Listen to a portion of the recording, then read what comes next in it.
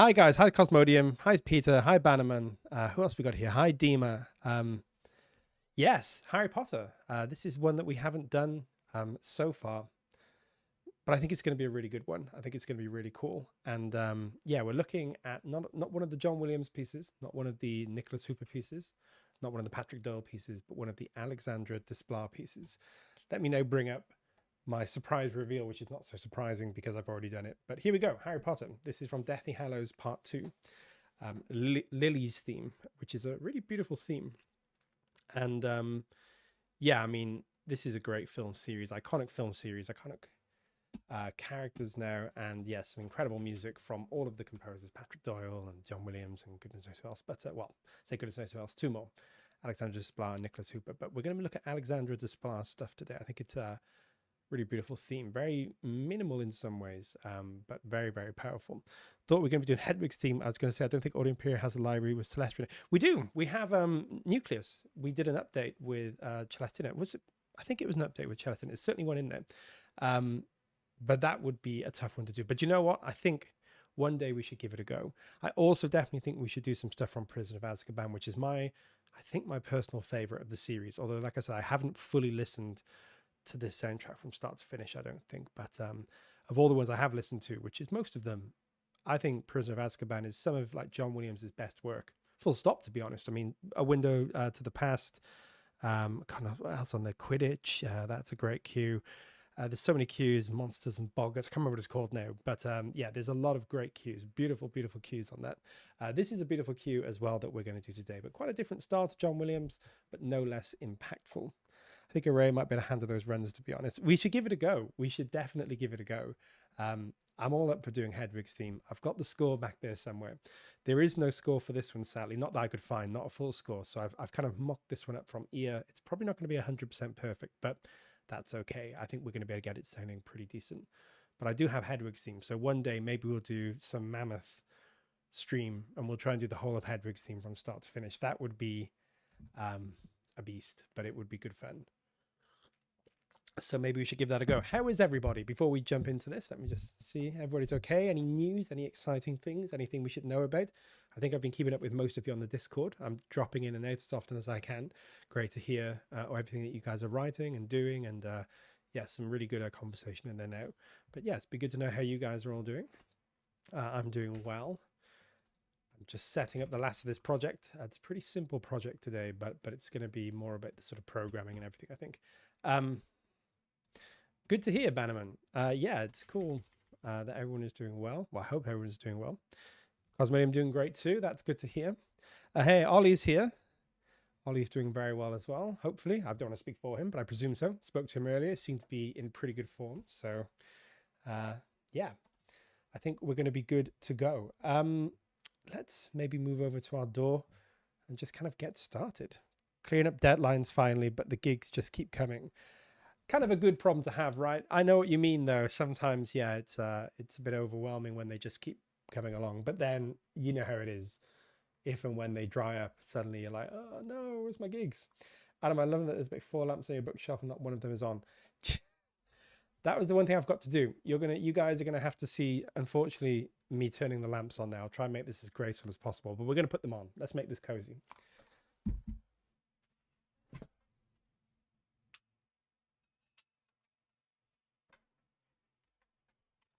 There we go. I apologize. I'm going to now watch myself on the playback. Make sure that wasn't too ungraceful. It doesn't look too bad. No, it didn't look too bad. That's fine. You can just kind of see my shorts. That's no problem. Yeah, that's all good. That's all good. Okay, we're good to go. We now have lamps on. Thank you, Ollie, for reminding me because I completely forgot and I knew there was something missing. It's been one of those days. Like I was all set up and good to go at 2. And then when you're doing the last couple of things that you need to do, suddenly realize there's 30 things that you haven't done. There we go. Lamps on. We're good to go. We shall move over to the door and take a listen. Now, the mock-up for this, or the sketch for this today, is not the most exciting, certainly for the first minute or so, but it does pick up and I think it'll translate well. So here we go. Let's move over to our door. Can you guys see the door? Looks like the halls of Hogwarts now. That's true. What house would you be? I don't know what house I would be. Can't even remember the houses anymore. Really out of touch. Okay, so I spent too long dressing your sets, Adam. It's second nature. Yeah, it's a good job you noticed. And the thing is, I've been thinking for the last hour, I've got to turn them on, got to do all the bits and pieces that I normally do to get ready. And I've just totally forgotten. I did remember to make a tea though, which is good. That's the most important thing. It actually is a cozy environment. Yeah, it is not too bad in here. I mean, it's kind of funny because it looks cozy from this side. From this side, it's a mess at the moment. It usually is a mess if I'm completely honest, but it's even more of a mess than usual. Just moving things around, and there's guitars and goodness knows what else. But there's a nice view. It's got trees outside. Maybe I'll show you guys one day. Okay, let's take a look. We sort of broken this into I would be the sorting.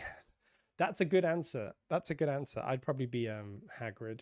I think I haven't got enough hair for Hagrid, but I could get the beard going. I'd probably be Voldemort, sadly, wouldn't I? That's probably looking more like Voldemort than Hagrid. But got to make do with what we've got. Okay, so we've got vocals, because there's some vocals at the beginning. We've got low strings, we've got the kind of harmony strings, which we'll talk about a little bit. And then we've got the high strings, which are really our melody strings here. And they're split up into a couple of parts. So this is all going to sound a little bit bare, certainly the first minute, but as we go through, hopefully it'll make more sense. And then as we build it up, it'll come to life, hopefully. So here we go.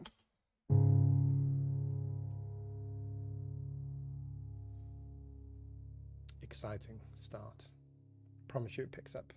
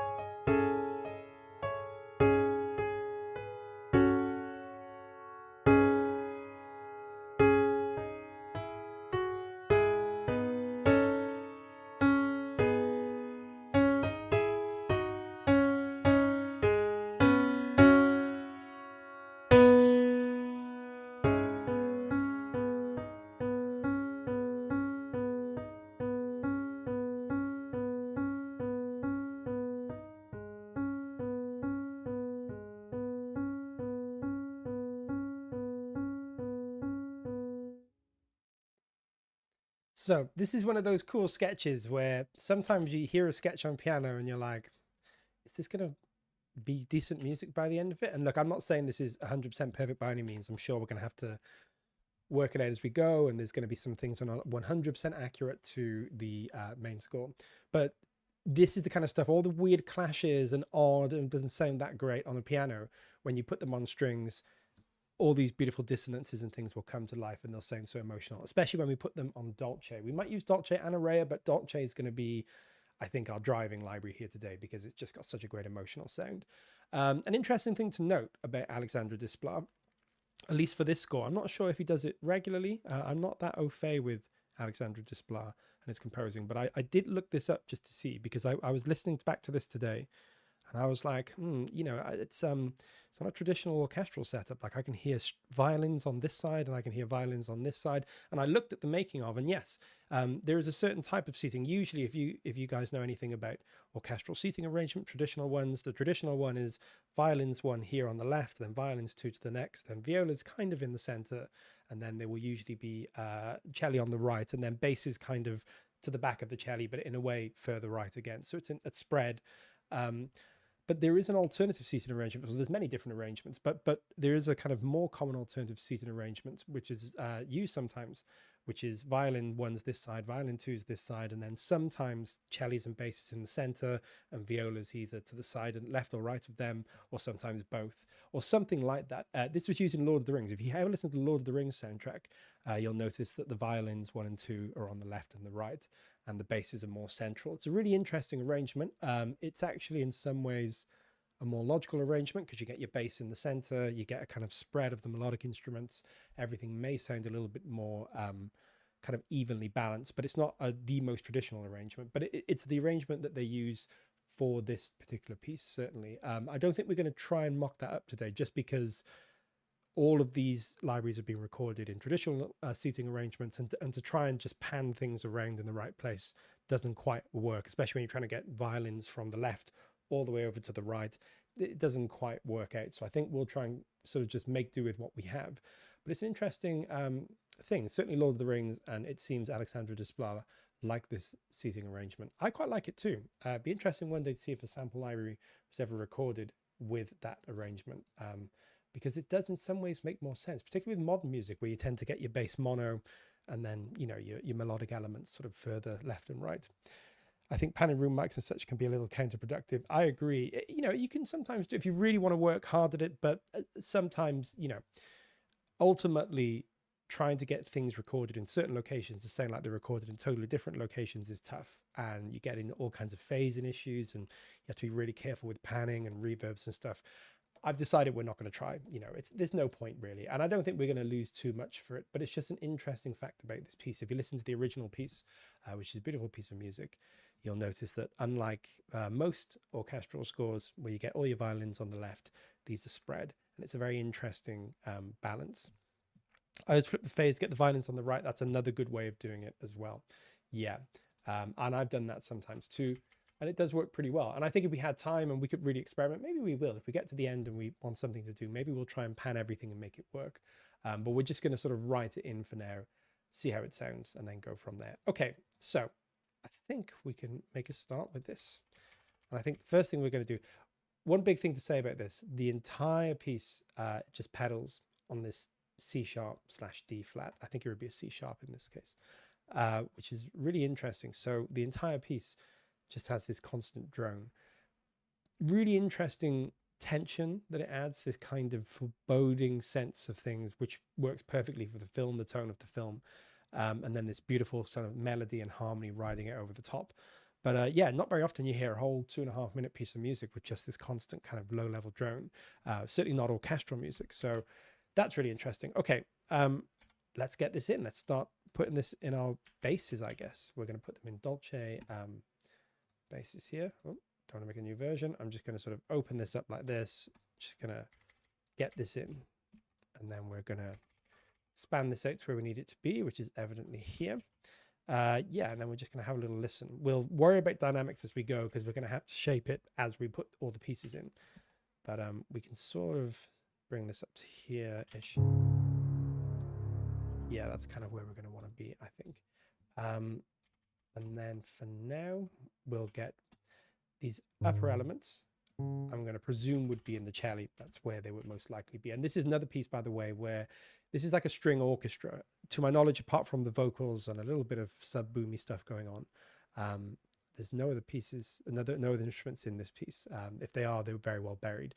So it's kind of written in an interesting way. The string, sometimes when you write for strings as an orchestra, in other words, as a self-contained ensemble, you'll divide things more. The harmony will be lusher and wider than it might normally be on strings in an orchestral arrangement. So you'll see as we go through this today, that's kind of how this piece works. So we're going to be using a lot of sustain patches in addition to our legato patches to sort of fill in the harmonic elements of this, because we don't have any other instruments apart from a little bit of voice going on. So, okay, let's take a look at that.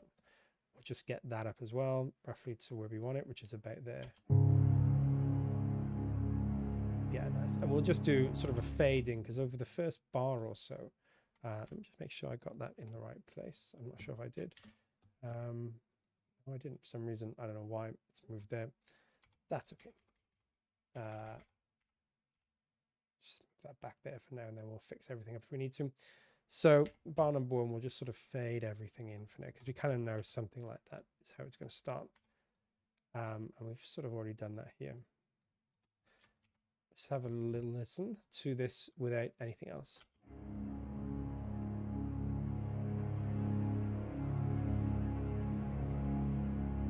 Yeah, that's cool. And I think even less.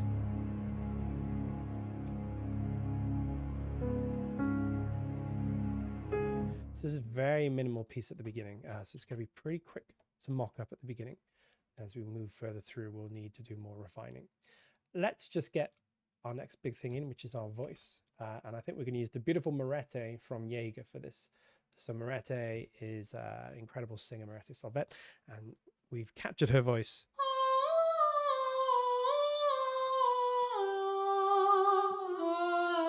Just great. I mean, it sounds beautiful. She's such an incredible vocalist. We're lucky to have kind of a little bit of a voice captured here. So we're going to use that today. I think it's going to work very nicely for this. But we are going to want to make this in a space, right? This is not like a solo voice in a room. This is a very ethereal section. And the voice is treated with a lot of kind of reverb, possibly some delay as well. So maybe we'll do both of those today. Yeah, that's a good thing. Maybe we'll do a bit of both. Sometimes when you think you're hearing reverb, you're sometimes hearing delay or a combination of both. And we'll do that today. Let me show you what I mean. I'm just going to put a really, let's maybe do something like this. Simple delay on here, just an 1/8, bit of feedback, bit of mix. Maybe we'll take the filter down a bit. I wish there's one like this on chorus. Yes, there's solo has some beautiful voices, which we could use as well. And then we have an incredible Moretti in Jaeger as well. Chorus is all about those ensembles. So we've got this delay on. Have a listen to just what this sounds like with a bit of delay. It opens it up.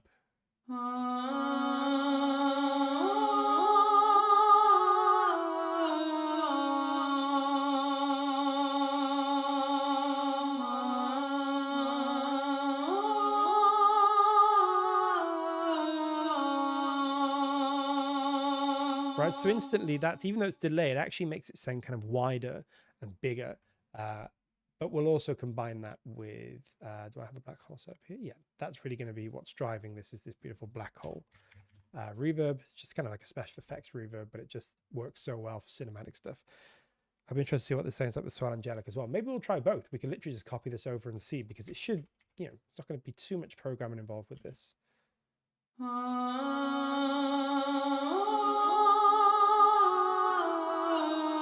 I'll tell you what, we're going to go group decision here. I'm going to enable our Solo Angelic. We're going to decide together which one we think is the best here. I think they're both going to work beautiful, but they are very slightly different. So maybe we'll like one more than the other. And you guys probably know this soundtrack better than I do, because it's not one I've listened to tons.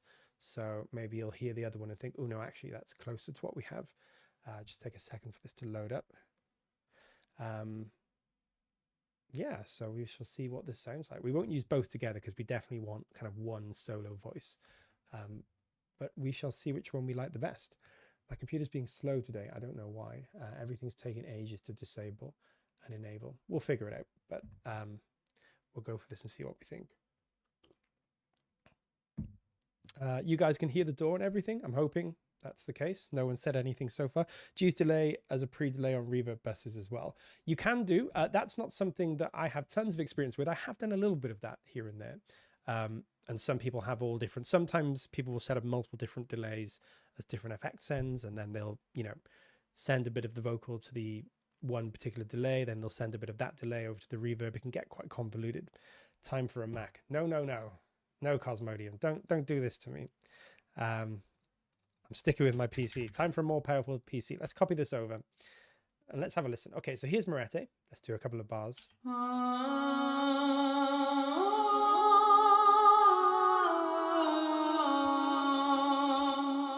Very nice. We're going to bring that delay down though. We don't really want to use that too much now.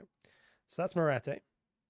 Let's now have a little listen to a Solo Angelic and see what you guys think. Ooh.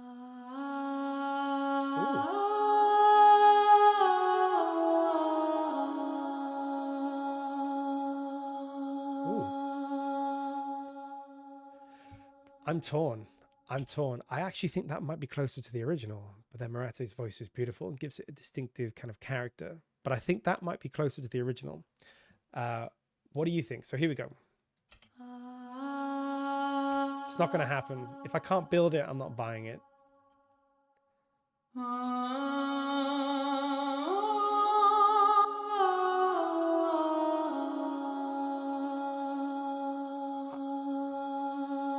I think I'm leaning towards, do we think the solo angelic?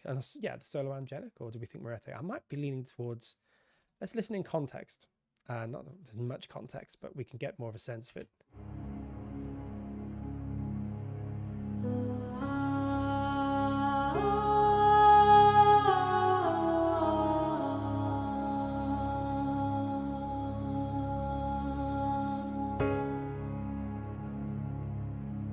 Let's do solo. I think solo. I was presuming Marete would be perfect. There's no gonna be wrong. She's beautiful. I mean, she sounds incredible. But yeah, maybe for this particular thing, maybe we want something a little bit more solo driven. I think so. I think you're right, guys.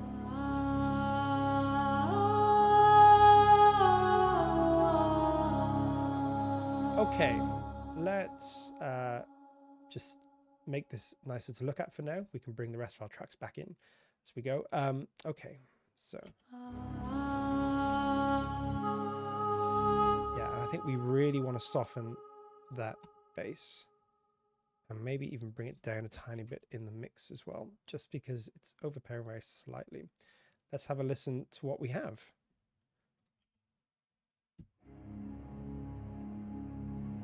You know what? I'm going to be a little stickler. We don't need to do this, but I'm just going to do it right now. And I'm just going to sort of volume fade in that first bar or so, but pretty gentle. We're going to want to go all the way up to here, pretty much to 0. Oh no, we were slightly down from 0 here, I think. And same thing here. We're going to get a little fade in on these strings. We might need to change that around a bit, but that's a bit more authentic to the original track.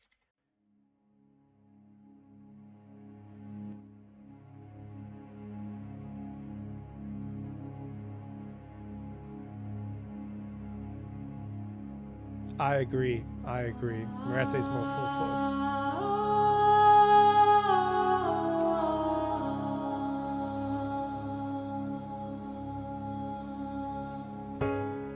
Okay, let's do a little bit of shaping here. Not much to do, but we're going to just want to sort of bring up to around full force here.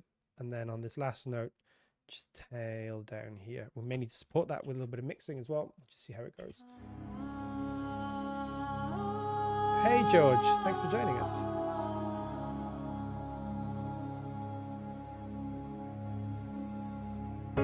That's better. Now, this sounds a bit weird. We have this little chord here. Let's get this on our Dolce right now. So let's have a look. We need these and these and these two. And then we'll also get a legato in there. Okay, great. So we've sort of got everything that we're using there. So yeah, this little chord here is just kind of like a little swell. This is where it'd always be great to have like a string swell, like a Poseidon, but for strings, because that would be beautiful for this little section here. But we're going to make it work with Dolce, no problem. So let's just copy this over and then we'll sort of orchestrate it. We're not going to have everything on those first strings. We'll take, maybe we'll do the top 2 and then we'll do the middle 2 on maybe second violins.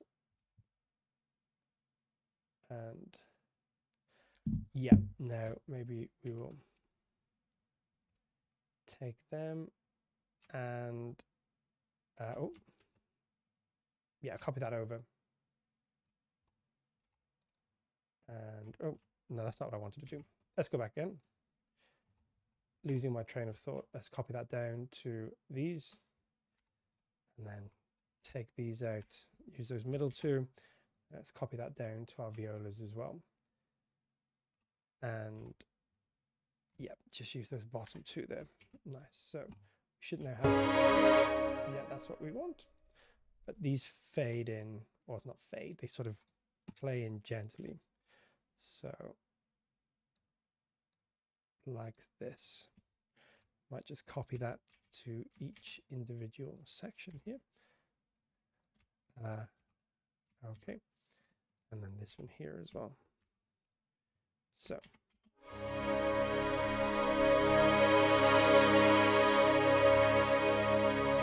Yeah, nice, but down, down, down, down. This is quite an understated moment here. I'm doing very well, thank you. I hope you are as well. Thank you for joining us, as always. It's great to have our crowd with us. These are always good fun. Bring this right down as well. And then do the same for these violas here. Flatten them a little bit, bring them down, and then we may even need to put them in the mix.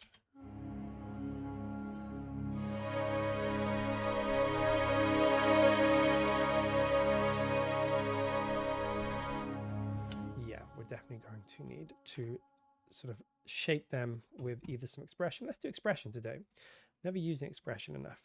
Let me show you. I'm nearly always just mixing these, being lazy and mixing them down using the channel mixer. But the problem with that is that that's not how orchestral players would play, right? If you're using the channel mixer, you're mixing everything after the effects as well, or rather you're mixing the effects, everything before is getting mixed volume wise, and that's not necessarily the way you want to do things. Using the expression allows you to mix everything into the plugins. It doesn't matter too much for a track like this, but if you're working on a bigger track, you maybe want to use expression more. It's just a more realistic way of working, but it requires a little bit extra work. But that's what we're going to do today,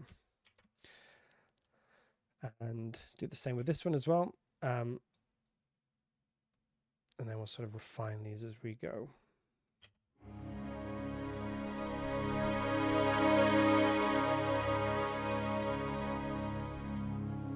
Yeah, that's nice. And we just want to sort of bring them out a little bit more as well.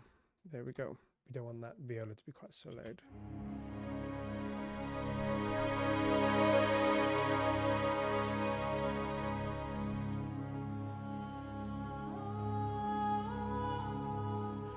Okay, and we'll just maybe mix them down a bit too.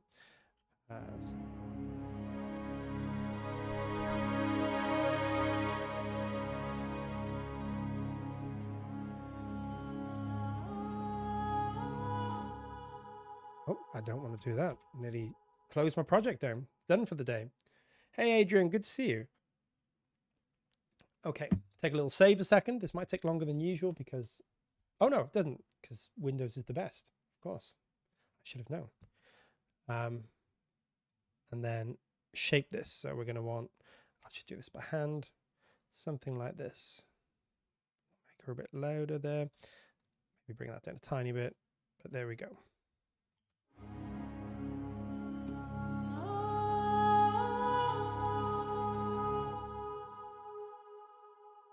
Nice.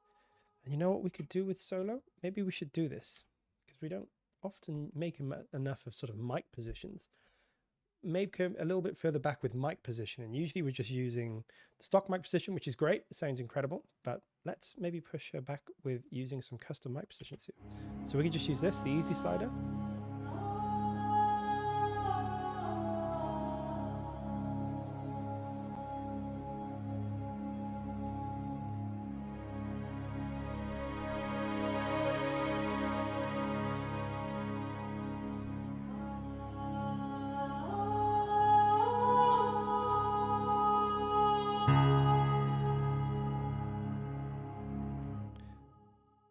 Have to get, there's no way, there's no challenge, there's no challenge.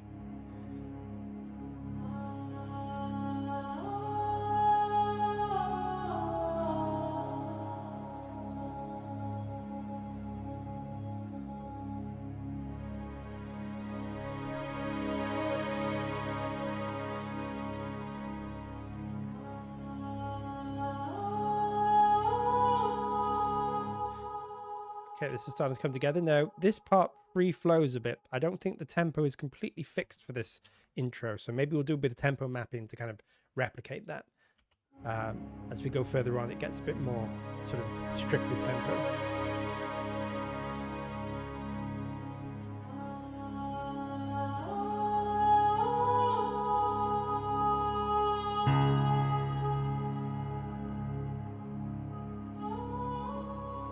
Okay, Okay, let's fix up the rest of this. So she's pretty much singing this similar level. Coming down here again. Challenge to post the MIDI. What did I promise? I'm sorry, guys. Yes, I am a bit slow on this MIDI. I know. It's all pretty much good to go now. So I will post at least the next 2 up. Probably today, if not tomorrow. I will make it a priority. Do bug me. Bug me. I need bugging in order to keep on track of these things.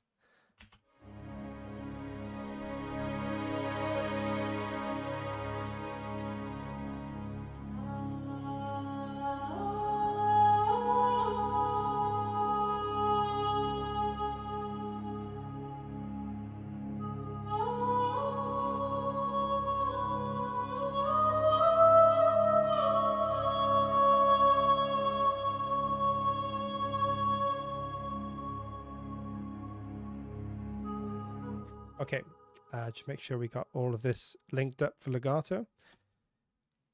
I have too much to do, and it's true. It's true. No, it's not true. It shouldn't take me too long, at least to get the MIDI files to you. We're also looking at ways of getting the full Cubase projects and things, which I think we do have a solution for, but that might take a bit longer to fix them up. But the MIDI files should be pretty quick, and I do have them good to go. Just have to double check and make sure they're all right. Okay.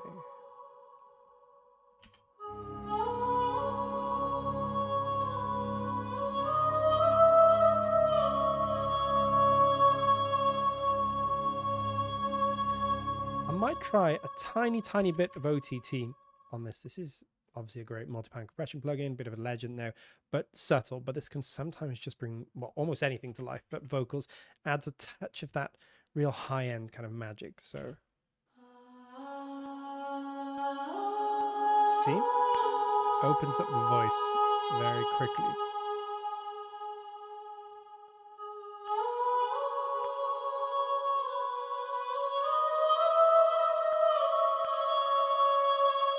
I think that works. Very quick way of just getting some sort of extra life into things.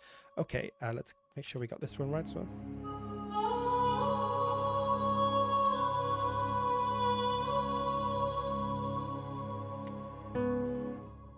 Okay, and then we start there. So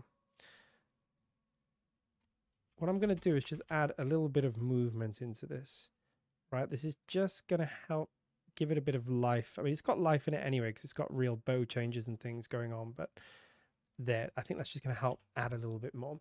Okay, let's have a listen to what we got. As you say, it's kind of not much in terms of mock-up because it's all pretty monophonic and simple at the moment, but it's going to sound nice, I think, already.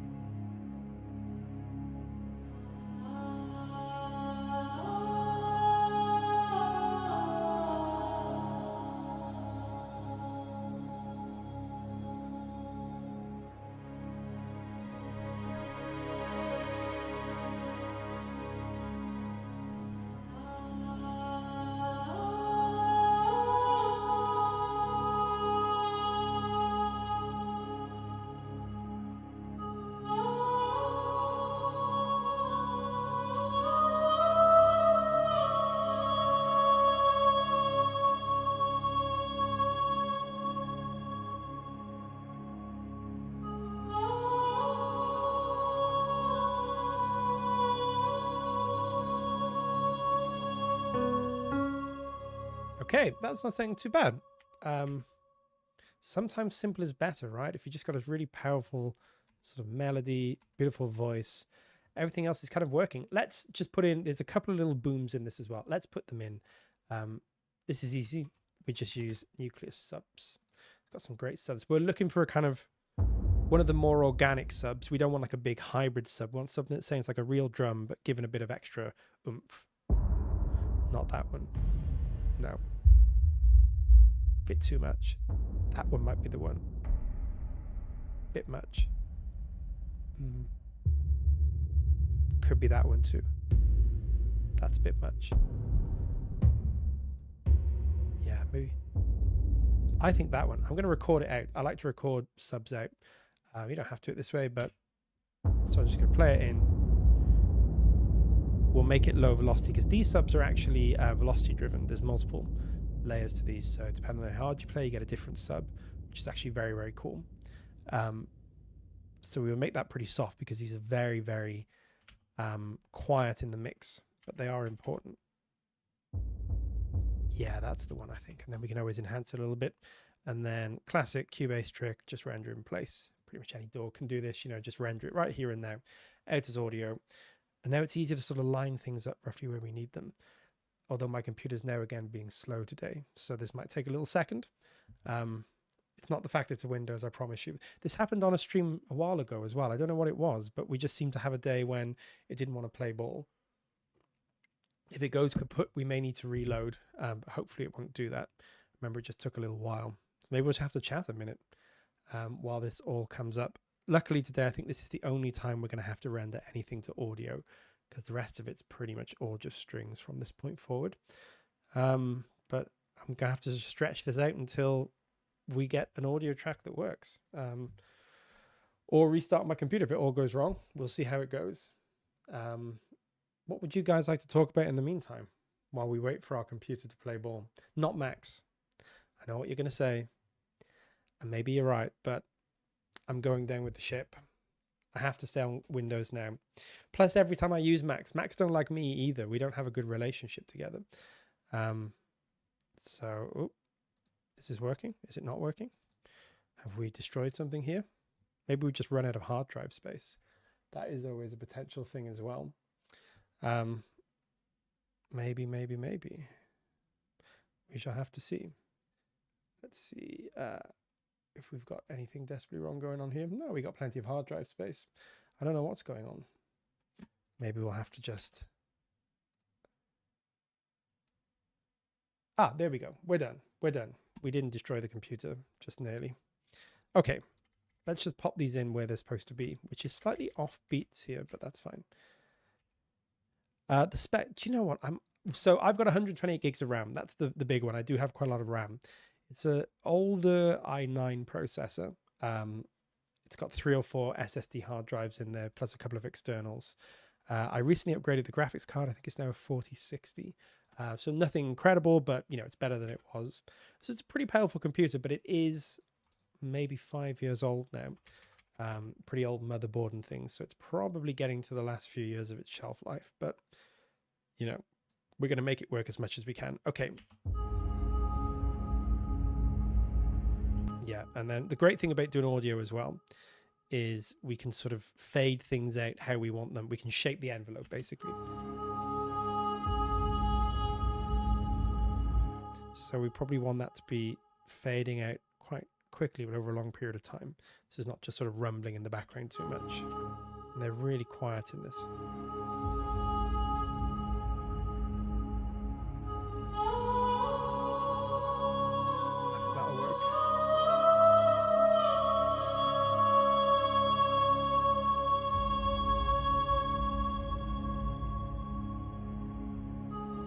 Hey, Pecan.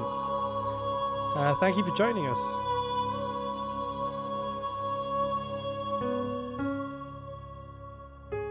Okay, let's start getting these melodies in. So there's like a couple of upper melodies here and then a little bit on the cello as well. So as you're saying, the way this piece is written is it's like a string orchestra, you know, so it's thought of slightly differently to how you might think of strings in a more traditional orchestral arrangement where you have winds and brass and other instruments playing chords and stuff. All the harmony, all the melodies here as well. So there's a lot of divisi here, which will simulate to some degree. I'm doing this all from ear, so I actually don't know exactly how Alexandre Desplat wrote this. But there is a lot of kind of split, you know, a lot of dense inner harmony that we'll look at. The Machians were preparing their plot. It's true. I mean, I would always go to Mac at some point. Maybe I'll just do both. Maybe the compromise will be I'll do both. And I'll just pretend I use the Mac, but then when no one's looking, I'll go back to Windows. No, honestly, one of the biggest reasons for Windows as well is just the game stuff. I sometimes do game things, and including having to work inside of Unreal Engine, and you're not doing that inside of Macs. No matter how much you love Macs, they're just not really game design machines, and you're not going to find a lot of use for them in that stuff. So that's one of the reasons. Okay, let's maybe get that down a little bit and also make sure it's not too loud. Oh, by the way, can you guys hear this okay? If it's too quiet in relation to my voice or you want it turned up and down. What about Linux? Hey, well, you know what? I've got a few Raspberry Pis with Linux on them. I like Linux, but I'm not sure how good it is for computer DAW software. I don't know. I've never actually tried it.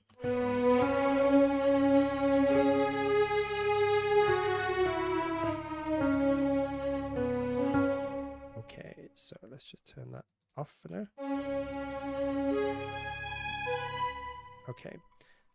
Duplicate this. This may take a while now because we're having some weird issue with our computer.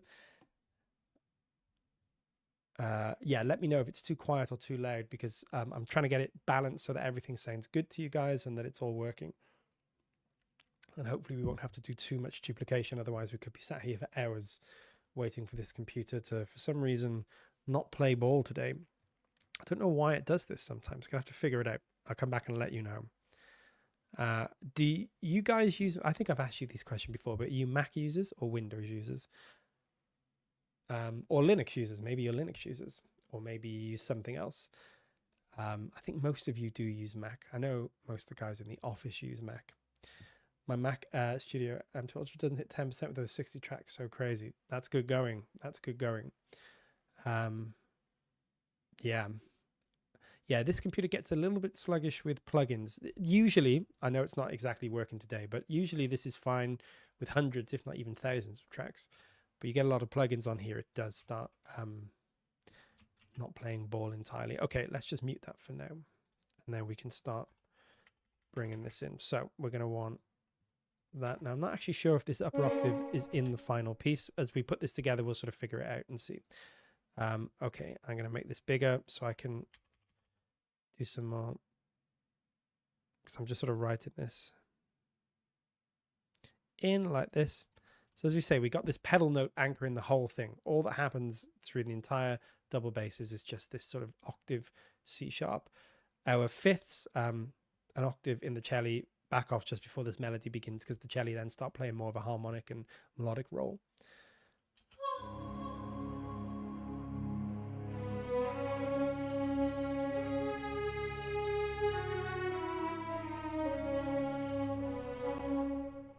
Dolce really starting to sound nice, but we need to make sure everything's overlapped. So we make sure we're triggering all our legatos here as well. Okay, let's think. What else have we got going on at this point? So we have our harmony here. Just making sure I've got everything. Let's pop our harmony in. That's probably going to be on our violas and second violins. And also see what we've got going on in our basses here. So yeah, we get this, and now we're going to move to this in our cello sustain patch. So we're going to carry on the cello sustains, but just a C sharp going all the way through. I have a tiny momentary break, which we may revisit as we come to this. So we're going to have these kind of peter down and then sort of come back up to about there.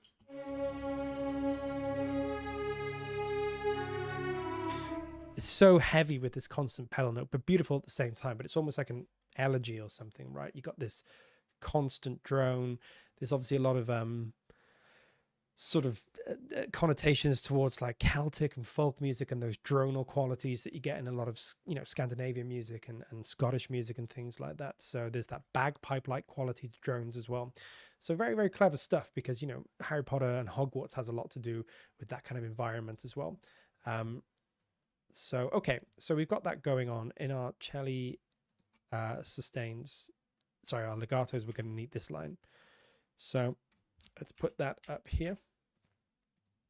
And we're probably going to alternate between legatos and sustain patches to get the best out of this. So we have this nice line here, but it's going to be pretty low in the sort of range. We're going to want this, and then we may need to graduate to a combination of sustain, can't speak today, sustains and cellos. So sustains and legatos even in the cello. So I'm going to make this line like this,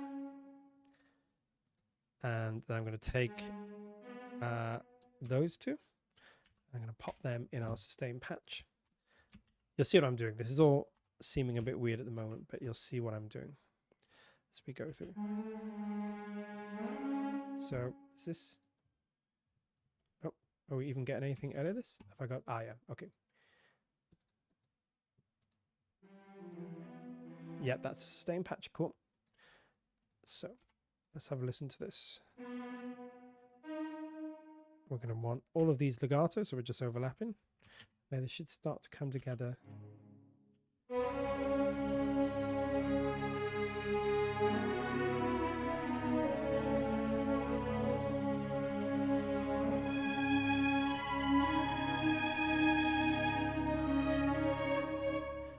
Okay, this is starting to get somewhere.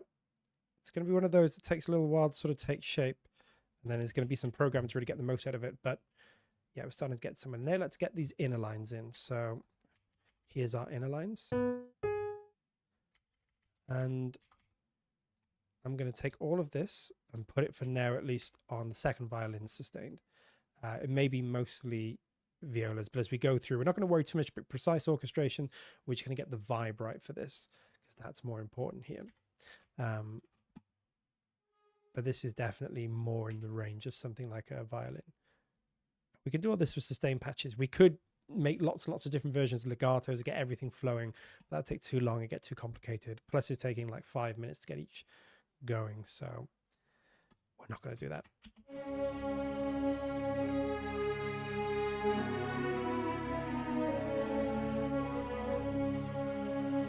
Okay, and then what have we got going on here?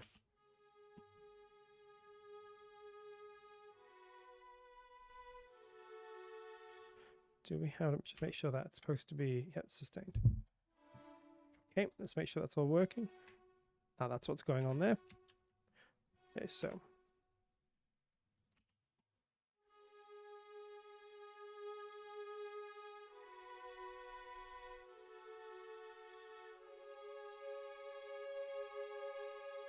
Okay, that's all kind of working. And what I'm going to do is just little, I'm just going to add these in. If I was doing this normally, I'll probably play some of this in to get more realism. I'm just going to add tiny imperfections here. Just, you don't need to worry about these players playing exact. That's not how they would go.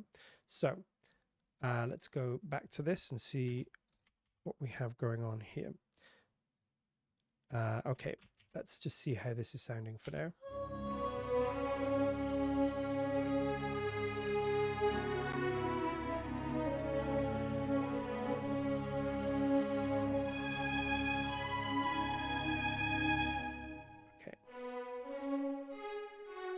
Just make sure that line is working.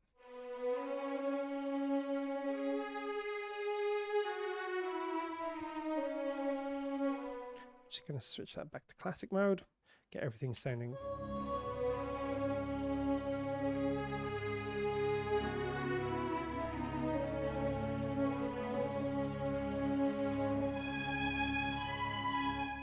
Nice. And then what I'm going to do here is have that on our second violins here, but an octave lower.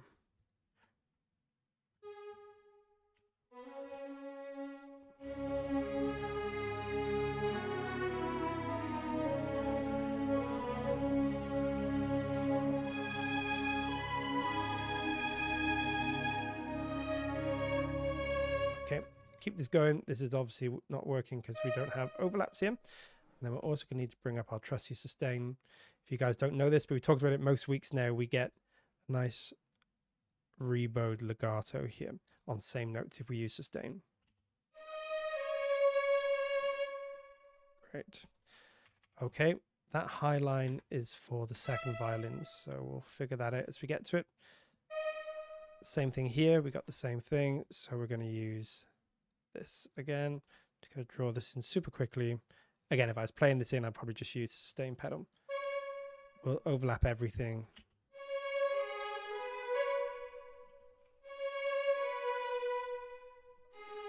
Okay, and then we'll get to here. Make sure everything's overlapped, because we're going to want this to be played pretty much legato the whole way through. Yeah. Okay. Nice. And do we have any? Yeah, we got one here. Same thing again. Make sure we got our sustain pedal going for this little section here. Okay.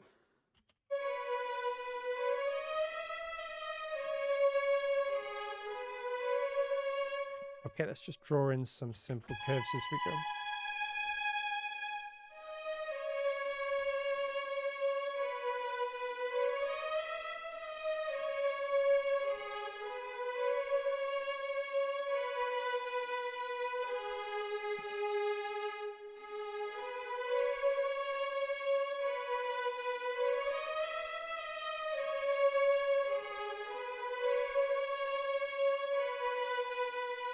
Something like that. We're never really going to hit the top today. This is not a piece that goes into forte and fortissimo and all that stuff. It's pretty much probably maybe MF at the most.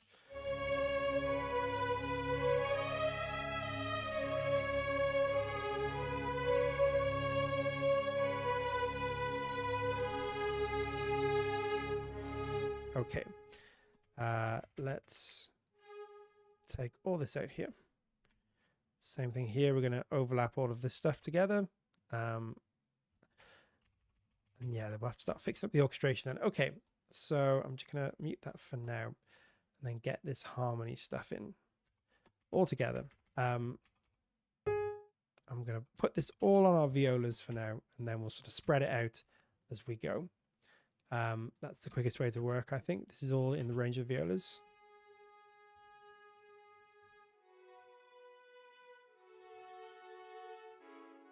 So we got a little overlap there. Fix that.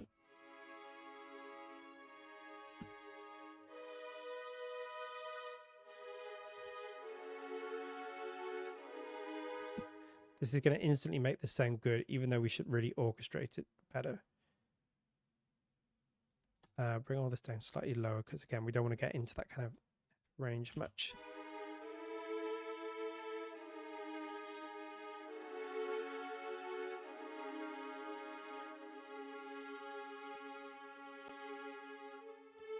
Okay, we'll figure that out. Okay, so let's have a listen to what we have. This is starting to sound pretty good now.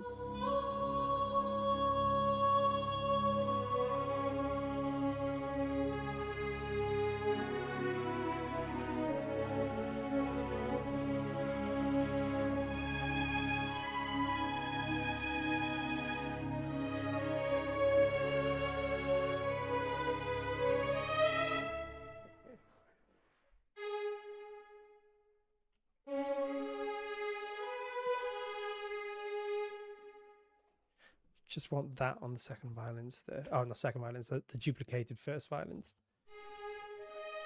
So.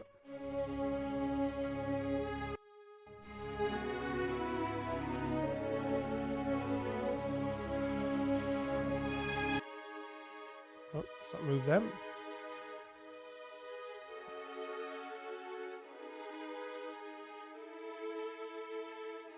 What we're going to do is sort of overlap some of these, get a little bit of, you know, when these players play and they're not going to be playing each note separately like this, there are going to be some overlaps and some, you know, places where one player starts a fraction earlier than others.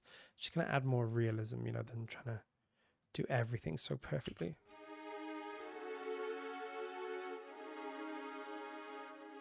Okay, that's sounding pretty good. And like I said, we're probably going to double this with a raya, potentially just give it more thickness and lushness.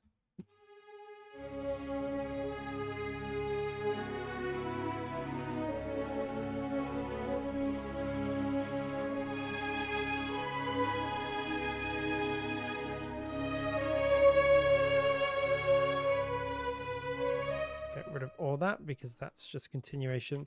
We just literally want the octave split there, which is why we have a doubled section. You can hear, just get this moment here.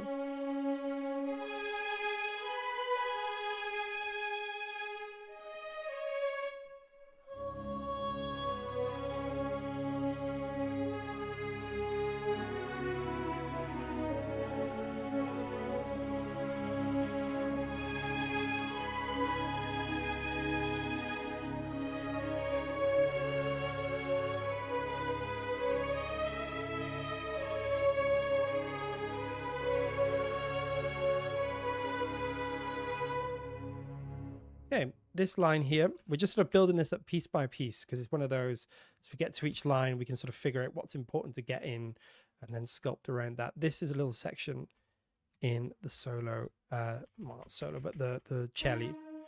So we get this beautiful little phrase here.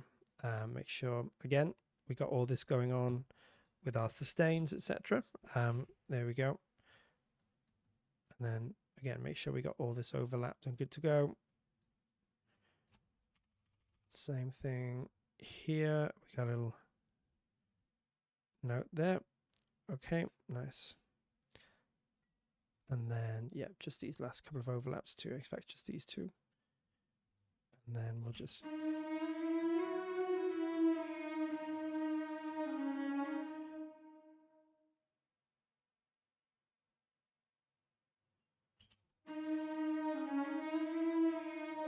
Okay, let's listen where we're at.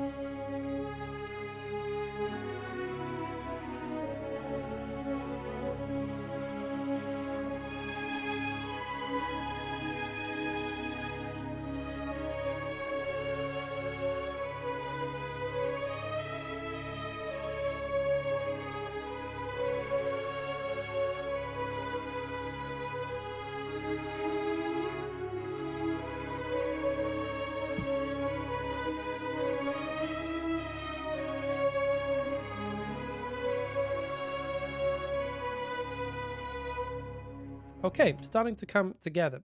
Let's maybe start getting bits of array into this as well. So let's grab that. Let's literally just copy this over and we should start to get something quite nice between the both. Where are we?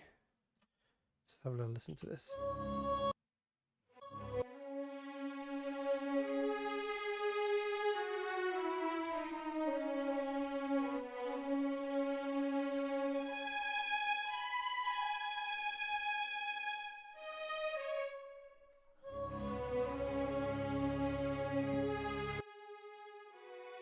Okay, and then we're going to want, on the second violins, let's take these away a second, clean this up a bit, and we're going to want, yeah, copy these over, and then we can start fixing up what belongs to what.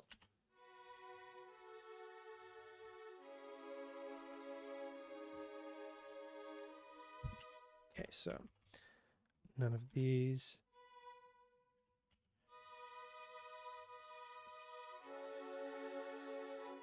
Just these top two. I'll sort of divide these into two. So anywhere where we got three.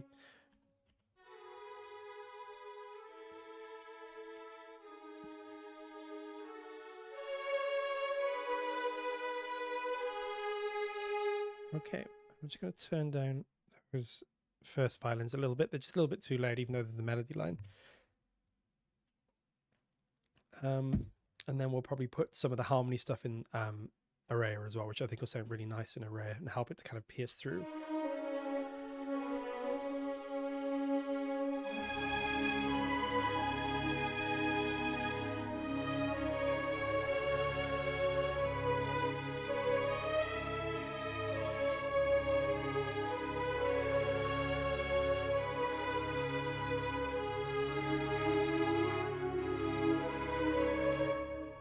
Nice. This is starting to come together. We're going to use the same here. We're going to get our cello performance legato and we're going to copy our cello line into here as well. So I think that's going to sound really nice on array too. I really like the array of strings, you know, and I think just with Dolce to provide all that beautiful lush, you know, you couldn't really do this with array or alone. Well, you could, I mean, it'd certainly work, but I think Dolce is providing something really human about this, and this is a very human piece. But array is good just as that extra layer, or array of light. You know, you could do all this with array of light pretty much, minus some of the finer mic stuff, but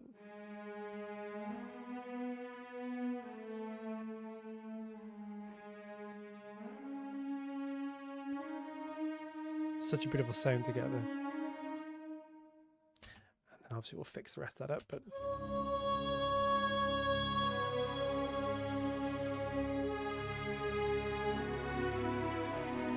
George says, I always find it confusing when I see a violin section divided by 3, which player plays what. Incidentally, this is a question that will be answered in phenomenal detail, more than I'm going to, in Crafting the Score, which is our new course, because an incredible lecturer lecturer, course provider, course, you know, whatever we're going to call him, just all around good orchestrator guy, Tristan Noon, explains all this in detail. Generally speaking, yes, I mean, usually things are divided into two because that's easiest. And then if you've got, like, let's say 8 players, 2 to a desk, which is usual. So, you know, so the desk is the music stand. They'll divide, you know, one will take one note, one will take the other, and then they'll divide that way. If you got 3s, very often that's down to in the room on the day. You'll decide. The orchestrator may already have an idea. They may say, I want these desks to take these parts, these desks to take those parts. Or when you hear it, sometimes you may realize the way you thought you were going to divide it isn't going to quite work. So, you know, if you've got players and they're playing 3 parts, but one of those lines isn't cutting through, you may say, okay, take 2 of these players and you know, put them on this line. That's very common. All of these things are shaped usually on the day, as much as anything. And it's very easy for players. Again, Tristan goes into all this in great detail about how you can set parts up with other parts on them, so you can easily tell players play the middle line or play this note and not that note.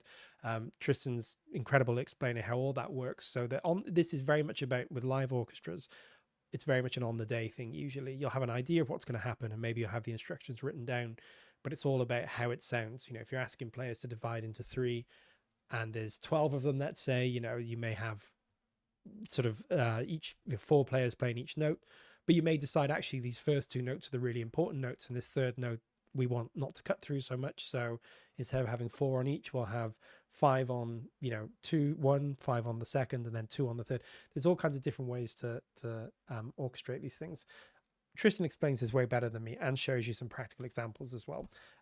But yeah, it's one of those things that's very much about, that's why you want conductors and engineers and orchestrators in the room on the day, because when the players are playing, that's when you know, is the balance right? And if it isn't right, it's pretty easy to ask the players to adjust their parts accordingly.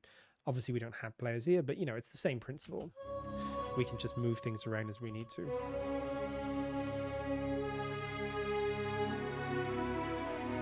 So something that happens at this point, let's go back a little bit first, because first thing to say is that something that happens here after this note,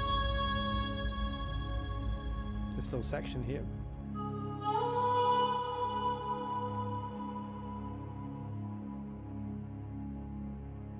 Oh, I messed it up.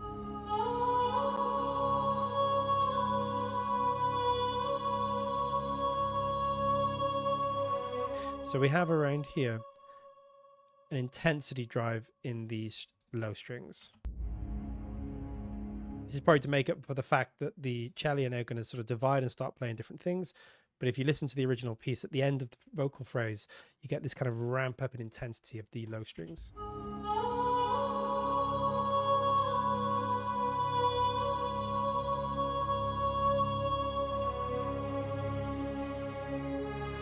Yeah, and it's sort of even more noticeable than that. They really come up here.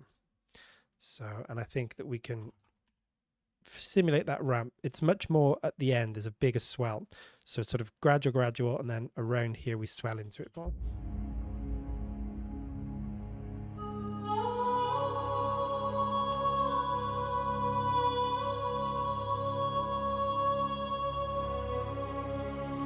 Nice. And then, yeah, we can come right up here almost, and we can even make that a little bit more intense by just bringing up our strings here. Again, I'm just going to use volume, just push them at this point.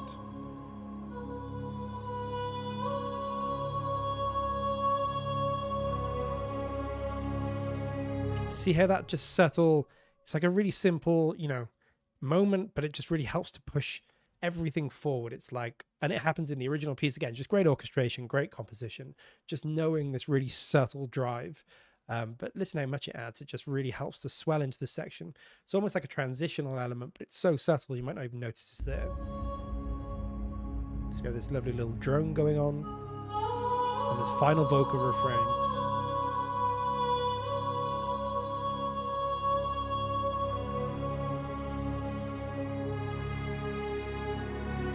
It just provides this really solid kind of emotional bed for this to go on to. And then we just start backing it down very slowly as the piece goes on, particularly as we get to the second half of it. These players back down a bit because you don't need and sustain that intensity for so long, it won't work. But right here, it's beautiful.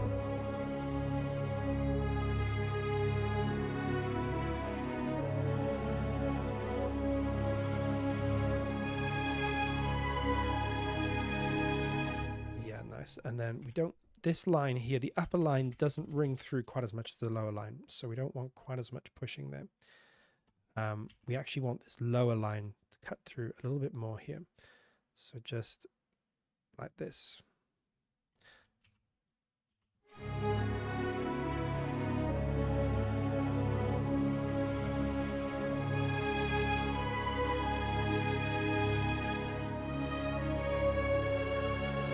Okay. And then we're just going to push this melody or sort of counter section here. Let me just see where this goes in our piece. Yeah, so we got this line just ringing through them. We've got, again, these kind of more pedals in these celli here, which we're going to simulate. So here we're going to have a nice long section of just rebowed same notes all the way up to there. And then we change here. Okay. Sort of back down, maybe a little bit more here than we've had previously. Well, again, we'll fix all that as we go.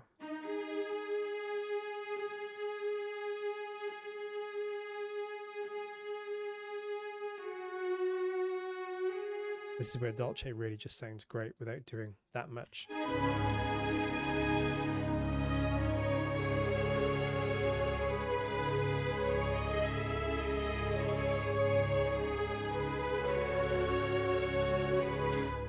This is nice, you know, this is the way this is orchestrated is beautiful. You get, again, a lot of these pedals and a lot of these sort of held harmonies. So this is a great example, and we'll put the low harmony in soon, but just the way everything rides over the top of this continued note. It all sounds so dissonant and dramatic, but as things resolve, everything just sounds so lush and beautiful. We'll just back it off slightly. We don't want to draw too much attention, but get a little legato up there. Of course, we don't want to.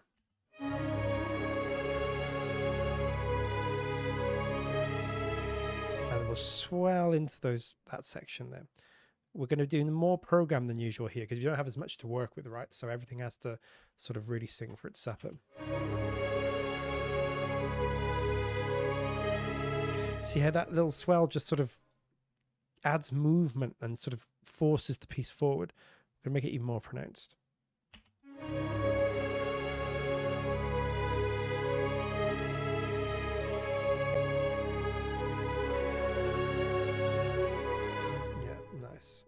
That's sounding good. And then back it off a little bit there. And then we have underneath that a lower line, which is going to be this part. So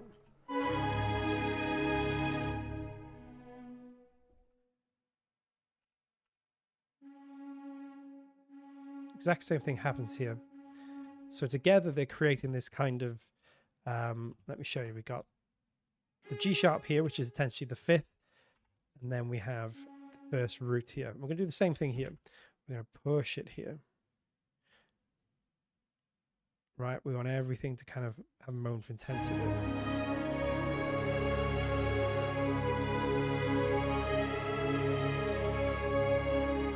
And we can really do the same everywhere here. So, you know, even more so than perhaps if you were working with real musicians, because you sort of almost have to simulate the emotion sometimes a little bit more.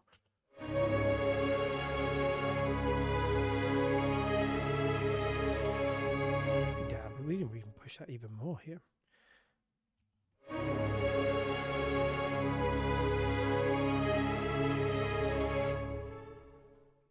Okay.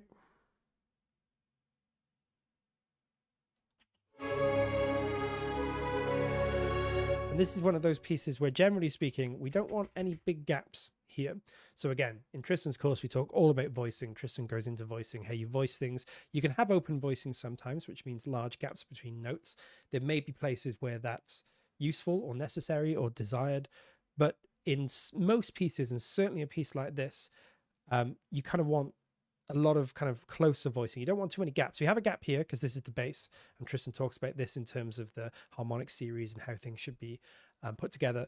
But you know, you don't want sort of too many gaps in the upper sections here. So if we had like these middle notes taken out and stuff, it'd sound very thin. you can see everything is sort of connected quite closely. We don't have gaps of much more than major thirds or something, and that's only where we have the melody and these different notes. So if you were looking at this as a glance and you could see big gaps, you may need to fill something in here, maybe fill something in here. As we go through, we'll figure it out. But yeah, you don't want any real big gaps in this. Other pieces you may, if you had a very sparse intro, you may want a super high harmonic line, and then you may want something low in the bass, and then maybe only one or two elements going on between those 3 or 4 octaves.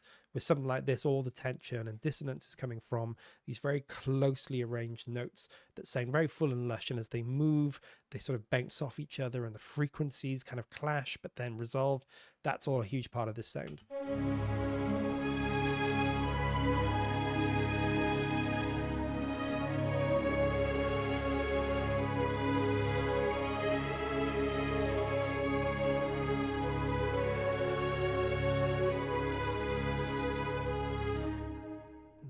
Okay. Hello, Tom. And then we'll do the same thing here. We're going to sort of swell this up and down, and then we'll have a moment gap there because we start a new melody line there. So yeah, maybe more of a swell into that point there, and then back it down a bit.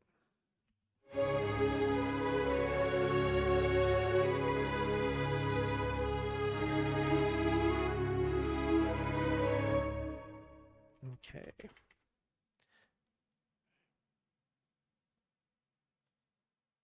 Something like that.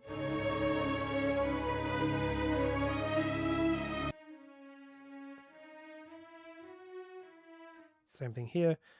Really sort of bring this moment together.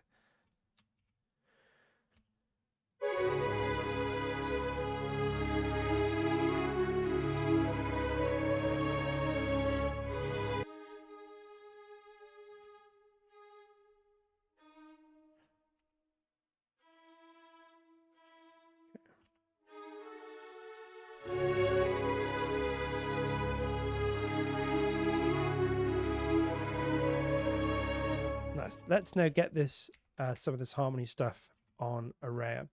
We're going to worry less about, again, we're not really thinking about orchestration so much today. We're going to take, yeah, let's take our second violins, put them on there. Let's make sure we've got something like not a tremolo.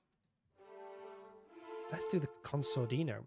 Again, I don't think it's any consordino in this piece, but we're layering. This is all about sort of dense layering and beautiful sort of stuff going on.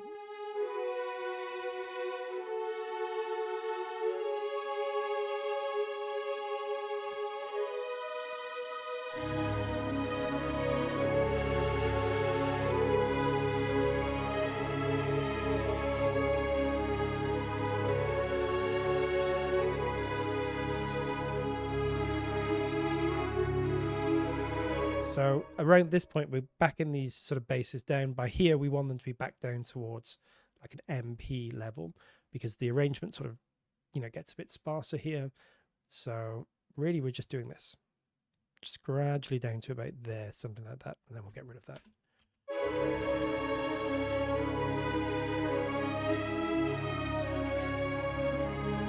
Now, this is a piece that I think, where do we have?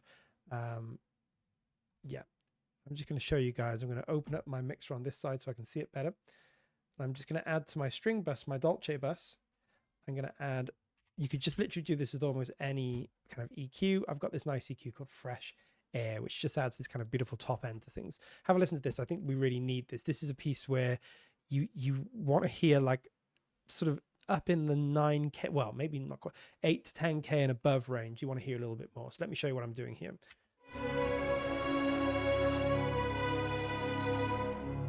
So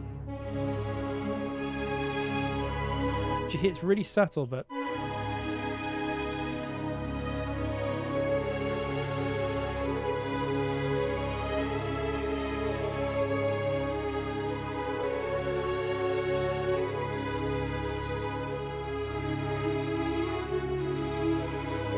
want to push it too much.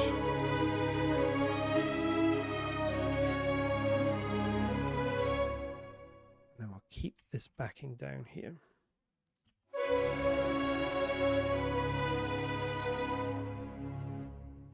little piece at the end. Okay.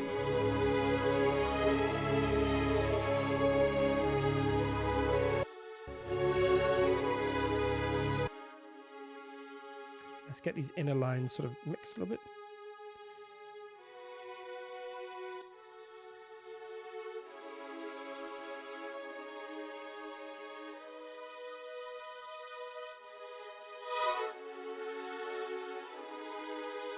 Just do that for now. That's better.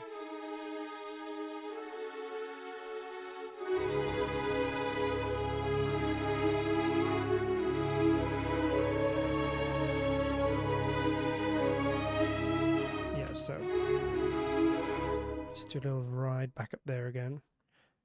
Kind of keep this on a bit of a high and then bring it gradually down like that, I think.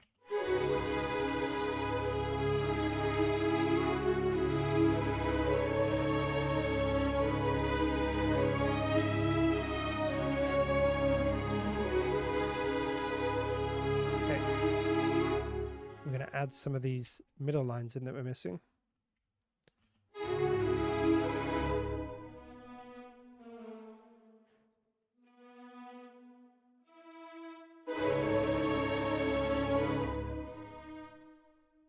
And again, we're going to sort of push this a bit here, right?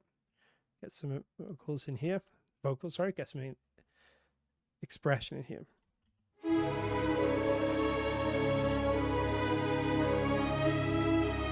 We're going to want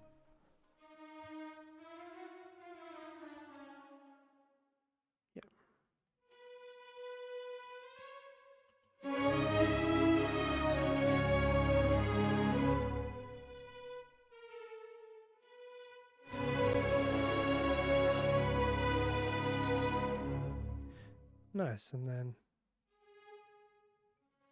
that's how we're going to sort of go at the end, but we'll worry about that. Fade up to there. We don't want that to go down.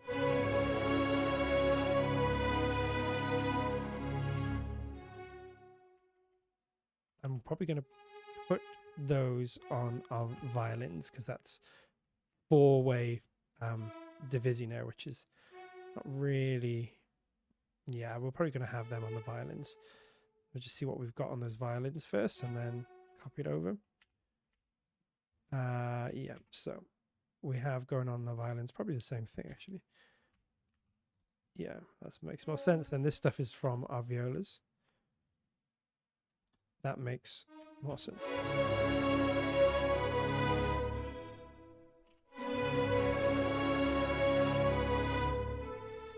That's supposed to be happening at the same time. Everything moves quite monophonically in this part from the melodies.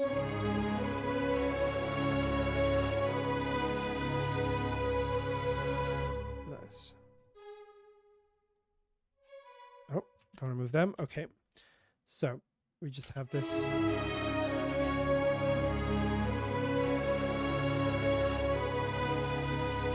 We're just going to want that top line there at the end. Little legato transition to that.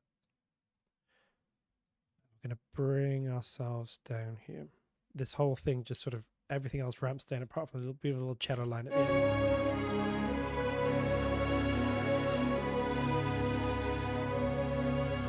Nice, and then of course we got the same thing going on in our cello legato here.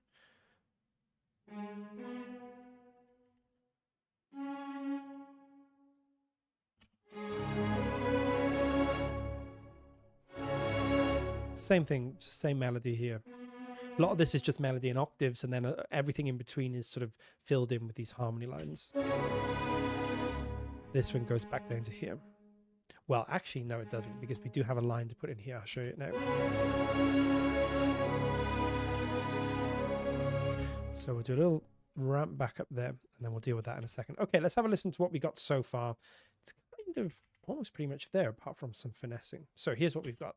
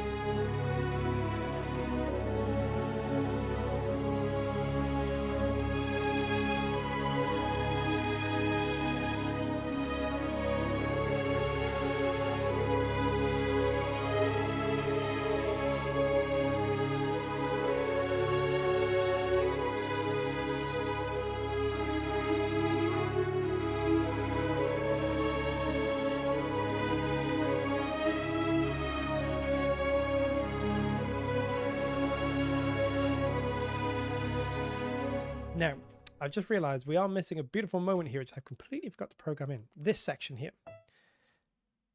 Let me show you what happens here. I can't believe I haven't put this in. This is where everything's sounding a bit thin. So here we have in our second violin's legato. I'm just going to add it in. We're not even going to worry about divises too much here, right? We're not worried about orchestrating this faithfully. We're just trying to get the feel of this. But what happens here is we get this beautiful second, you can hear it. If you ever listen to the piece on the right hand side, you hear the second violins. And again, beautiful writing here because there's a lot of conventions that are kind of maybe not broken, but you know, there are ranges going over each other traditionally, parts that are flowing in very interesting ways. Usually with string writing, there'd be some sort of kind of quite, not strict rules, but ideas about keeping things, you know, you don't have parts crossing each other and so on. I think a lot of those rules are kind of broken in this, shall we say, but it's a good effect. I mean, it's beautiful string writing. I don't mean broken in a bad way. I just mean, yeah, it's a really beautifully written piece. And that happens with string orchestra arrangements because, again, the lines are much more about almost like each line's its own melody to some degree, and then you've got the padding of the harmony and so on. But you need all that kind of stuff going on. So we want that line there as well. We could spend a whole day talking about, you know, how this piece is sort of put together. Okay, so just here, let me show you. This is going to sound really nice, I think. This is what happens, but we got to just sort of make sure it's mixed in right. So yeah, it's interesting as well because this theme is 6/8, and there's a beautiful theme in Prisoner of Azkaban when Harry's talking about his past called a window to the past, which is also in 6/8. It's a very different piece to this, but some of the rhythms are similar, just echoes of those rhythms. So da, da, da, like this like jig style thing. 1 2 3 1 2 3. It's got this kind of very slow, mournful jig like sound to it, and that also happens in Window to the Past as well. I just wonder if Alexandre Desplat is making a tiny nod to John Williams's theme there. It's a very different theme. They're very separate in terms of how they sound, but I do think there's a little nod there. Okay, so what we need to happen here is for this to ride up.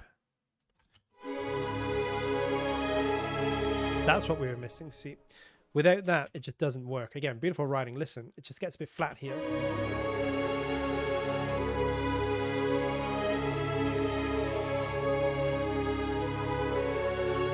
But just to keep it going and ride that intensity. Beautiful. It goes.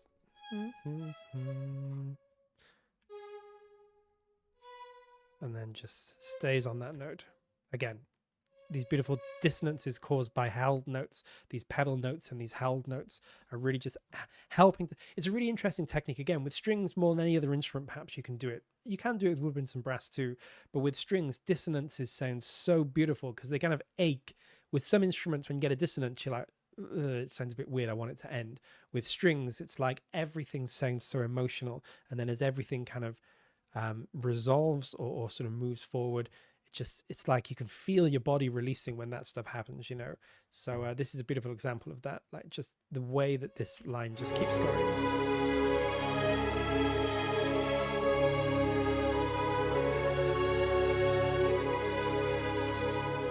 You know, like just it's really interesting, right? You've got this, like the melody goes down here, da, da, da. But you can just keep this line going really quietly in the background. Again, all to do with the way you divide and make sure the melody's kept on the stronger, you know, or the bigger set of instruments. But this note holds, it creates this really interesting dissonance, but it just sounds so much more rich and aching and full.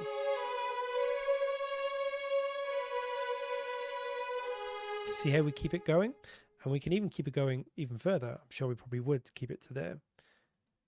So you get this sort of long held note, but on the strings, especially when they're beautiful strings like Dolce, just works so well.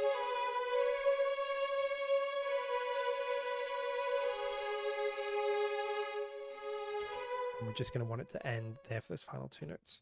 So that's a really nice little section there.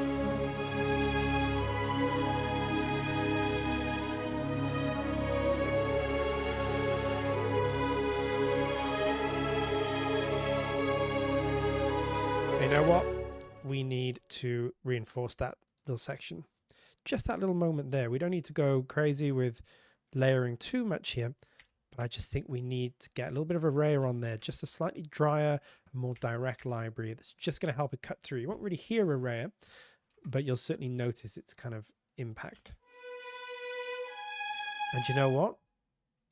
We've got obviously different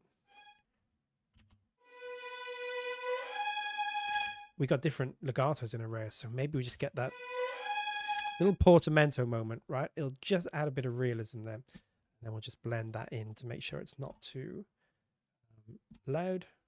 So let's listen to those two together.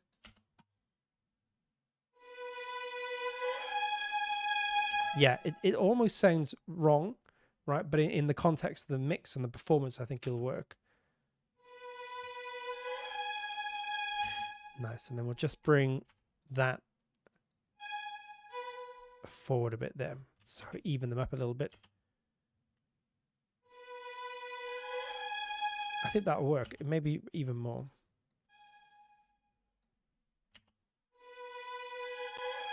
Nah, in fact, the other way around. Yeah, that's nice. Just, it's a little moment of almost imperfection, but I think it's going to help.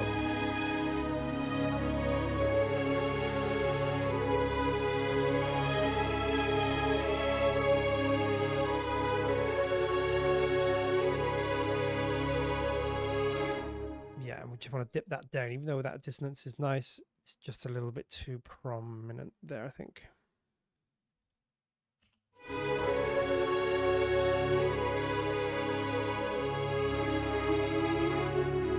So we're going to bring everything down so those cello or celli just kind of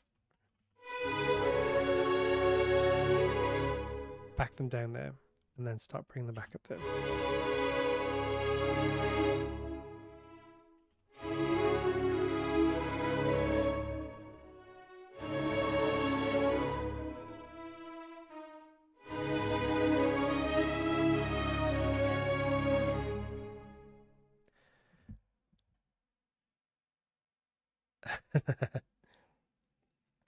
This is good, right? Musicians bumping into each other in random places, online and offline.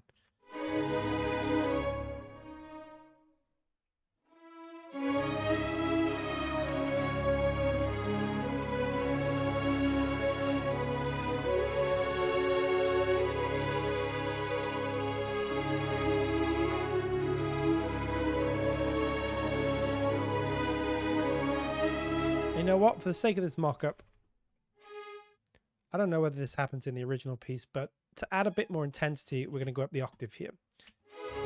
And then we're just going to make sure, again, we're in mock-up land here, where sometimes we have to do slightly different things to get what we're looking for out of the piece, right? It's, you know, we don't have players here that can add that same level of depth, but it doesn't matter. I mean, we can make things work.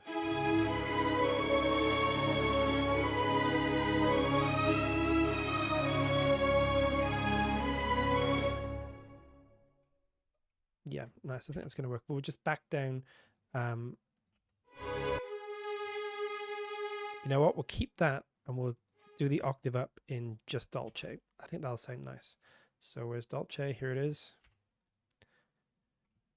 There we go. And then copy that and we'll do our octave splitting trick again here, just at this point.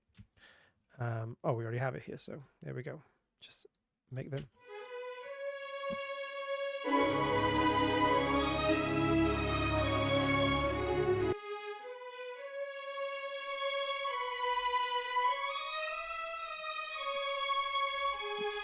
Yeah, we'll just bring that little moment there. We don't want to make them too exposed. Yeah,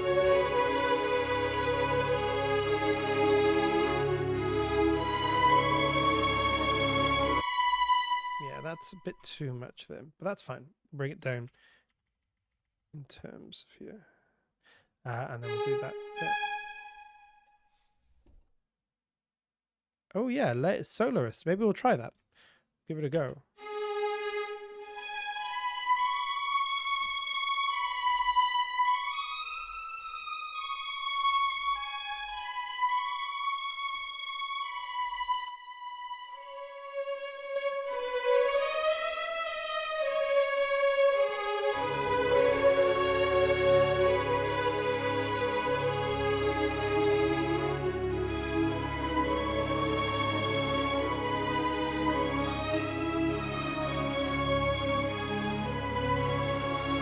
know what? I'm not liking it as much as I thought I would. Let's keep everything where it should be.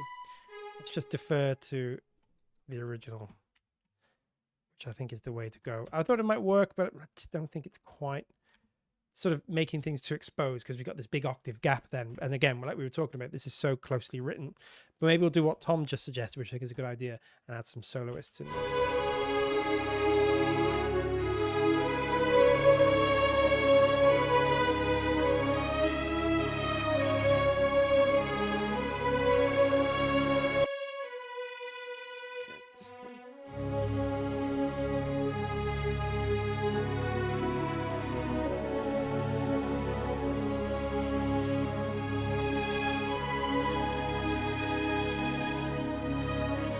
Let's do Tom's suggestion. I agree. Yeah, all that kind of beautiful. This is where like a library like Dolce that's been deliberately recorded so kind of raw, so, you know, imperfect, but in the best way, because the best of music is often imperfect.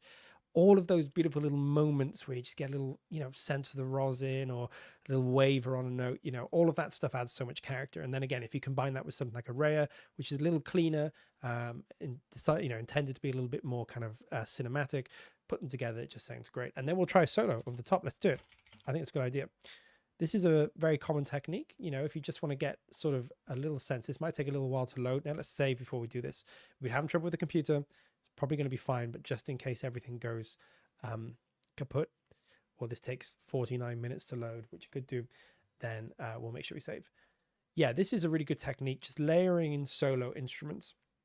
Sometimes you get the best of both worlds. You get the kind of more solo, more intimate performance of the solo instrument, but then you get all the sound and sort of beauty and thickness of the ensemble. So Dolce is underrated. I agree. It's one of my favorites. I layer it a lot. I use it a lot in trailer stuff as well, because it's not the kind of library you think would work in trailer stuff as a first glance. You know, it's certainly sort of romantic chamber strings is not, you know, the obvious sort of thing that's going to work inside of trailer music. But when you want that top line to soar, or you want some of the sort of more roomy aggression, because Dolce's got great shorts as well. Like, this is one of the things when we first got Dolce, I was so excited. Oh, I'm going to try the legatos and all the beautiful sustains, and they're great. But when I heard the shorts, I was like, ooh, I don't really have anything like this in my library. And the shorts have been recorded with a great amount of dynamic range, so you really get some aggressive shorts as well.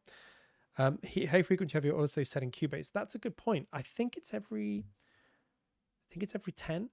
I don't know if I've actually properly set it up in here, but I think it's every 10. Maybe it's less. I can't remember now. Okay.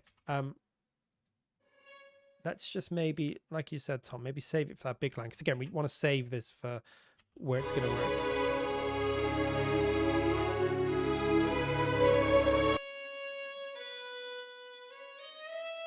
We're just going to want, and what I'm going to do, really what we're looking for out of this is the emotion from the top end of this. Not like purely top end, but some of this stuff is going to get a bit lost in the mix. So I'm going to thin it out more than I normally would. I'm also going to put that to the a little bit panned.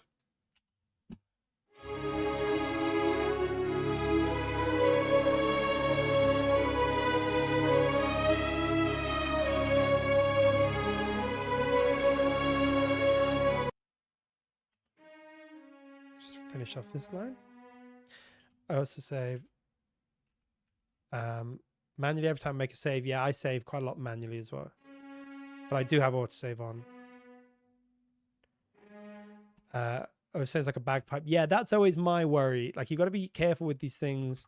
Certain libraries blend well together, certain don't. But I think solo is going to work here. It's going to be subtle, but I think it's going to work. We actually have one more line left to put in as well. I've completely forgot about this. So let's get that in. At the end of this piece, we have this lovely little cello line here, which I think is going to sound good on a combination of Dolce and Rhea. So let's just pop it in here.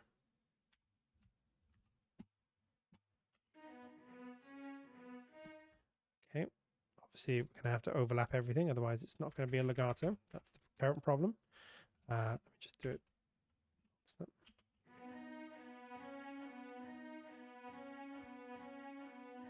a really nice little line. It just kind of wavers. It's not 100% consistent. Let's pop this on our cello legato as well. So same thing here. Yeah, make sure that doesn't go all the way to it.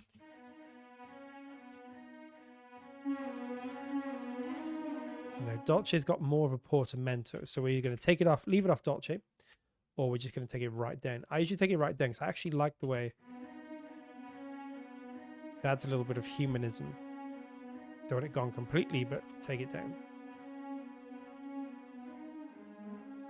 So let's have a little listen to that.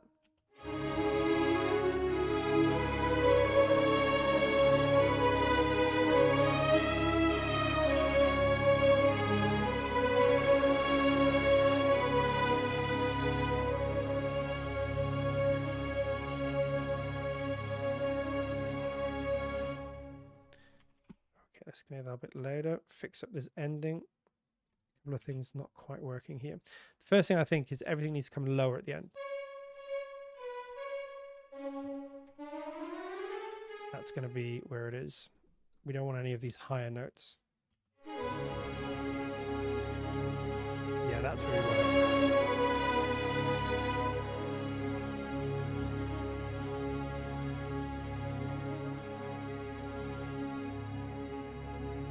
Everything lasts for quite a while at the end, right? It keeps going. So probably let's just fade it on the master at the end. I think that's pretty much what happens in the soundtrack anyway.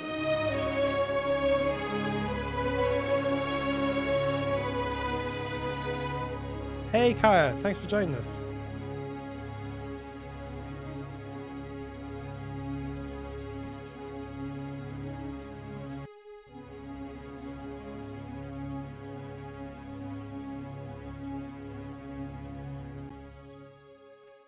Something like that, I think.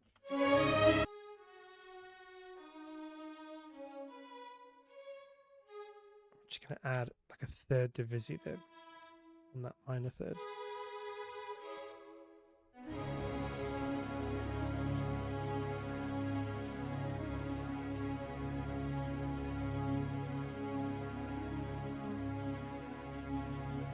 Just going to show it.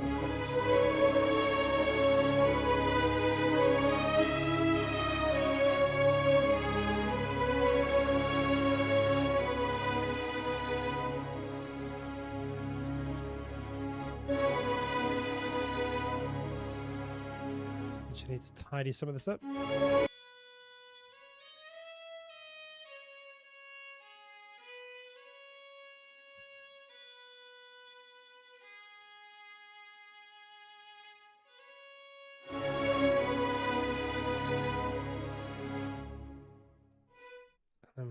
Just do this here. This one can go to the higher one. Again, we're not worried too much about sort of realistic division at this point.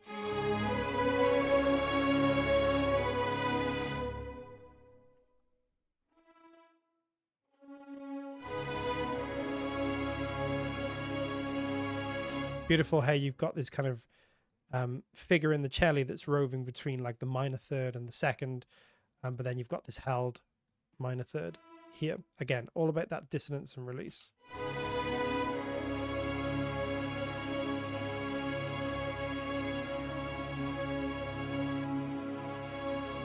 Yeah, we just...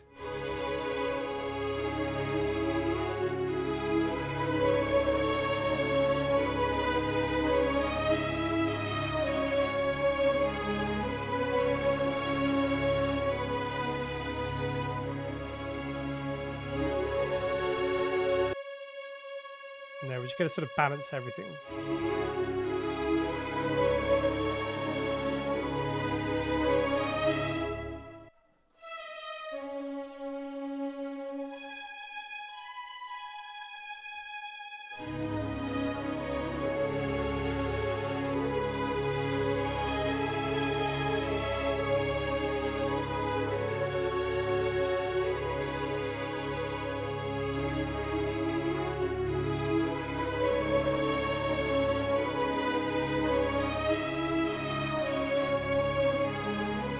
Nice. Okay, do a tiny little bit of sort of mixing on this now, just to get this somewhere where we want it. We don't actually have any reverbs on this, which is, we don't want too much. It's not too sort of reverby, but we will get a little bit on there.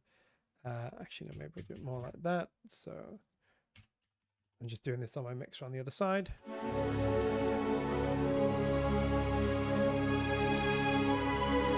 what I'm going to do, yeah, I think that works for a reverb. So you can just hear the reverb tail. Let me just take it on and off. With nice reverb tail, without just dies a bit quicker.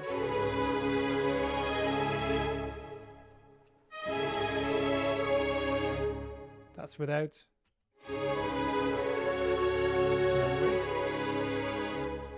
And then what I'm going to do here is make this nice and simple. I'm just going to use a little bit of multiband compression here, just to sort of take some of the mid out. What's going to happen is as we scoop some of the mid and sort of 2 to 4K range, this will make the orchestra sound a little bit kind of bigger in a way, further back. Watch, I'll show you what I mean now.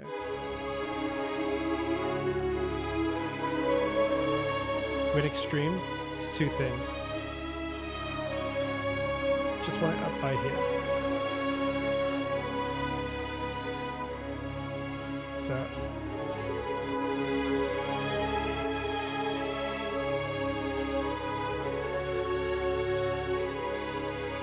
and then use one of these bands. There's going to be just a little bit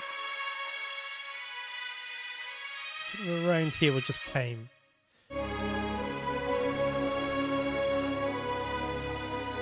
Just a tiny bit.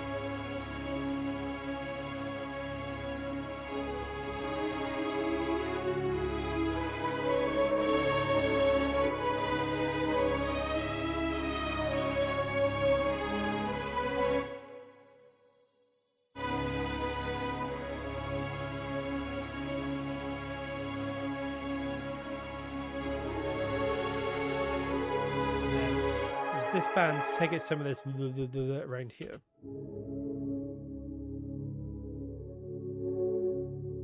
Sort of here.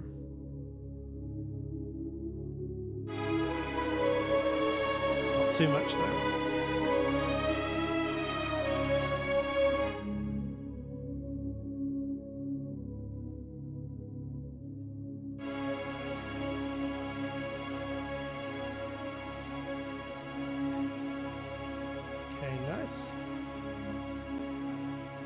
Let's just show all tracks momentarily.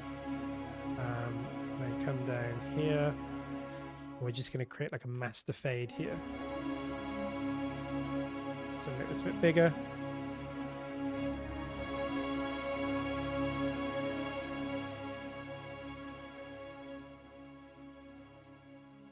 Just to make this sort of end nicely, because it pretty much does end like this in the piece. But very, very subtle. There we go. That's quite nice, I think. Okay, sort of getting on for it. There's a couple of tiny little things to do here. Really subtle, but I think kind of important techniques. One here, the first thing I want to do is a couple of little tricks here. So what we're going to do is we're going to create a couple of little bands here. We're going to just ramp these in and out a little bit more extremely than they're currently doing. And then we're going to add a little secret source, which you'll see, which I think is actually in the final piece. Maybe not literally what I'm about to add, but something similar. So this will just help shape it a bit. Again, this is volume shaping with channel faders. Probably not how it should be done, but you know, it's going to work fine for this. I think if you understand what you're doing, it's going to be fine.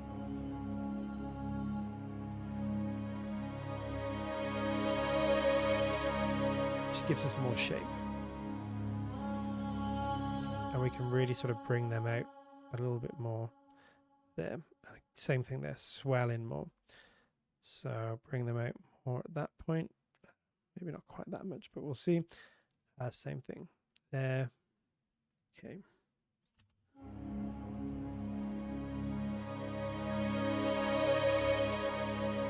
Yeah, and then final thing, I think these are pretty quiet. We're a bit loud on this at the moment. That's okay. Bring it all down a little bit. Maybe not quite as much for that one there. Make sure we don't have any sudden volume jumps. We'll just do that. Not worried too much about fixing these up cleanly. We're just gonna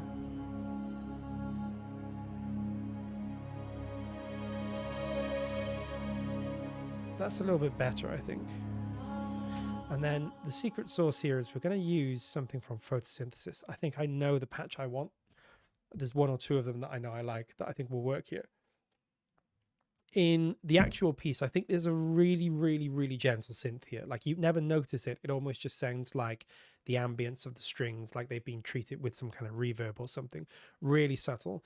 But it's just these little moments that add a touch of kind of cinema and make things sound a little bit more realistic, I guess, in a way. Or not realistic, but smooth and sort of combined together of a piece. This will take a second to load because my computer's not playing ball today. Once it loads up, it should be fine. And then we'll be getting on to the kind of finishing touches. Like I said, I mean, this is far from perfect, but I think for a couple of hours work, it's not sounding too bad. And we're getting all the nice sort of gooey, emotional stuff from Dolce going on here. Bit of support from Araya, tiny bit of support from the synths that we're going to add in. Obviously, the beautiful voice that we've got from Solo. We've also got a little bit of solo strings from Solo as well. Maybe we'll tinker with them a bit more. There we go. Okay, let me just see what we've got going on here. Okay, photosynthesis. We're going to get a pad. There's one beautiful pad called, there's a few here, but there's Altair, I think could be one that works here. That's if it actually is going to work for me. Am I in the right place? Maybe it's not going to work for me. 1 second. Let's see. This is my computer playing up. See if I can get any of these to work. There we go. Let's try this one. It's not that though. No, it's not that one. I know there's one here that I really like. There's loads here that I like, but there's one that I think it's almost string-like. It's not that one. Oh, sorry guys, that was a bit loud. Let's try Fiordlandia. Maybe it's that one. If I can get my computer to play ball. Just looking for a kind of string-like pad. Yeah, that could be the one. So this is really subtle, but it just happens at this point. Okay, so just literally play it in over this line.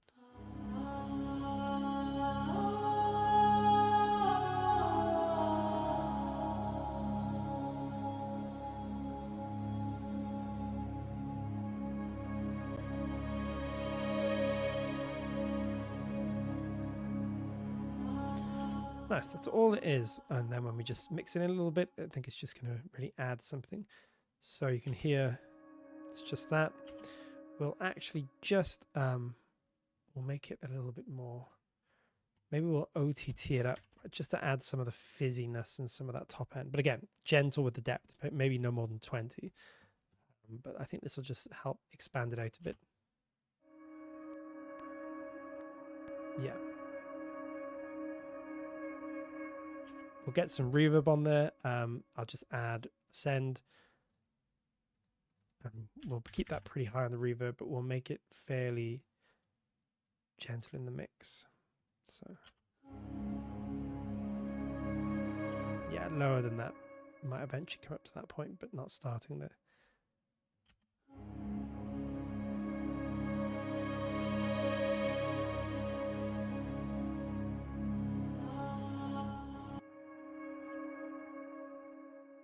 It might even be these low, just these low ones.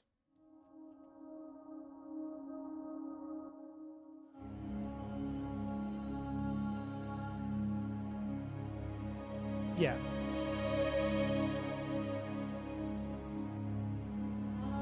You never really notice them there. You don't hear any synths, but if I take them out, it just misses a little bit of sort of ambience and ethereal quality there.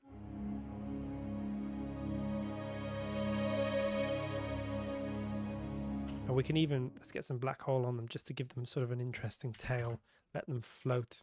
Just sounds like, if I just put them with the strings, you could almost hear they just sound like strings. Just go back.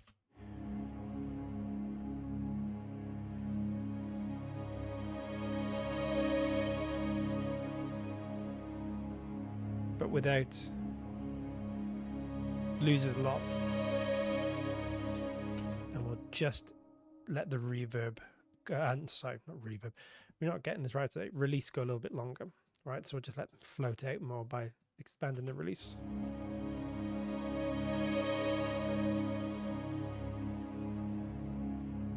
Nice. Okay. I think we are getting close to calling this kind of not completely finished, but certainly in a decent place. Let's go back to showing tracks with data so we can clean all this up. Let's, make all this nice and sort of, there we go. That'll do. That'll do. Yeah, we'll do all that. There we go. Make it a little bit bigger than that. There we go. Okay.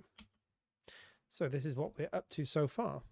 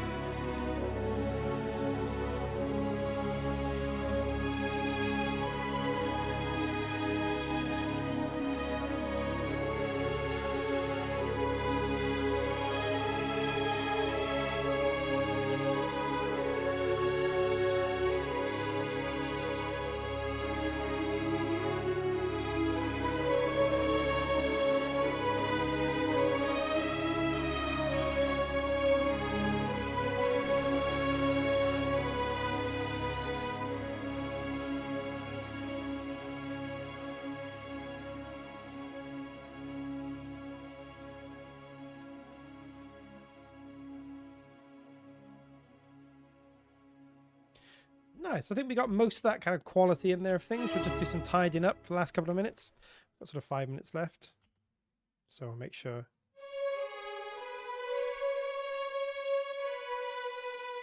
We don't want any of these strings to really just pop out, you know, to go disappear.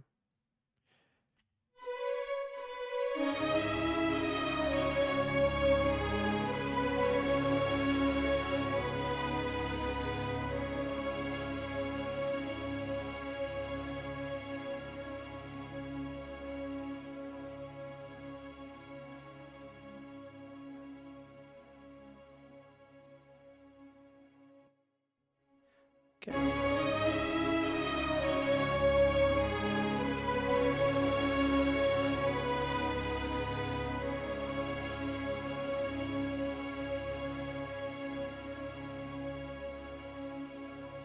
Let's just go back to that little section at the beginning and just make sure we got that ramp up in the basses.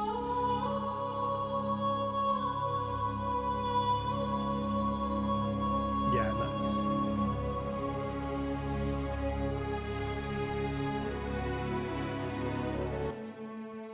Just push a little bit more, I think, the velocities here.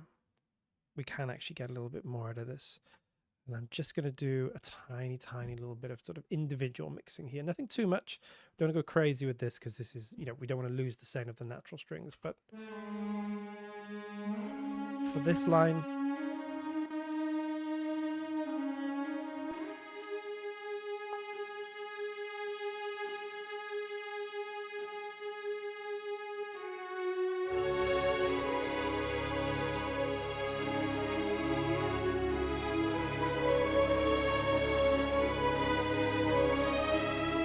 just keep that up here.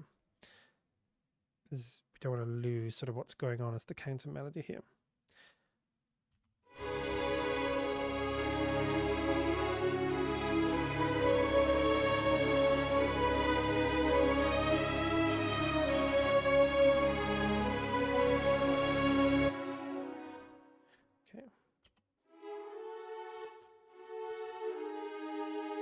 Same thing here, just going to get a little bit more that top end out of these.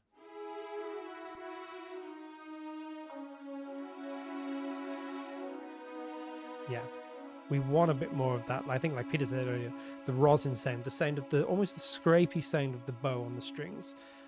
We want to push that a little bit in this because we want this to be really intimate.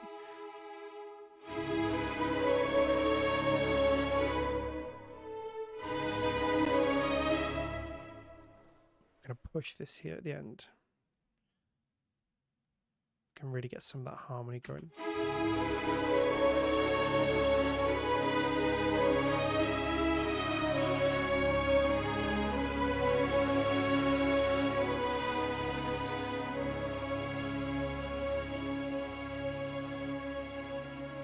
Nice, and we'll just do a sort of final, a little bit of a swell at that end part there. Yeah, we can get a little bit more of those basses there. One more thing we'll do is we're just going to add a little bit of free tempo to the beginning. It's too rigid at the moment. The whole beginning is supposed to sound up to here, bar 19, a little bit more free flowing. So we're going to do our own tempo mapping here. Just make it sort of free form. Okay.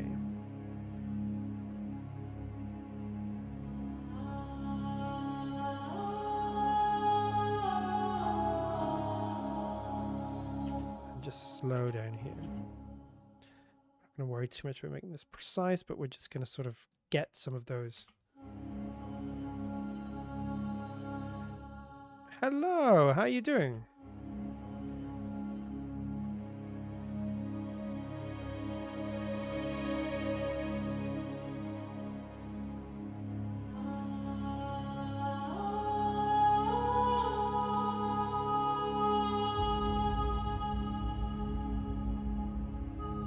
Same thing there, we're going to want slow. So from about this point forward here, just do a nice little ramp down there, a few seconds. And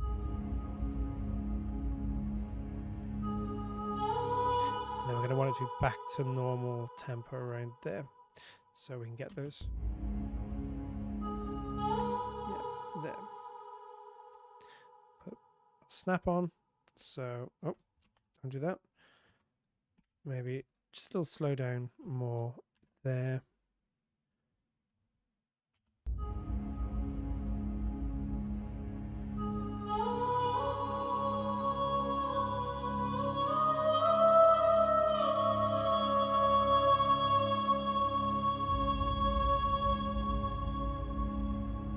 And final slow down sort of here a little bit. Nothing too much.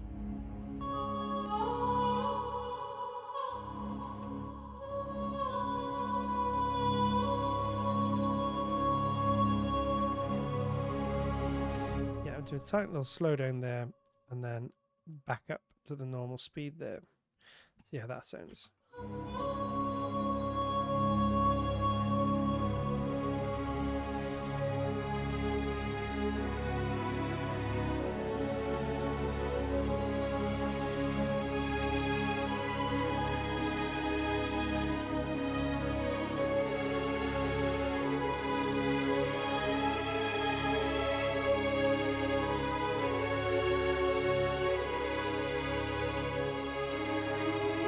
Okay, shall we take, I tell you what, we'll do really, really quick as well, just a little bit of multi-compression, multi-band compression on the master as well. But we're talking like super, super basic. Just going to get a couple of dB going just to sort of basically glue everything together. But we're talking not much. Here we go. Use our basic as a basic setting, but...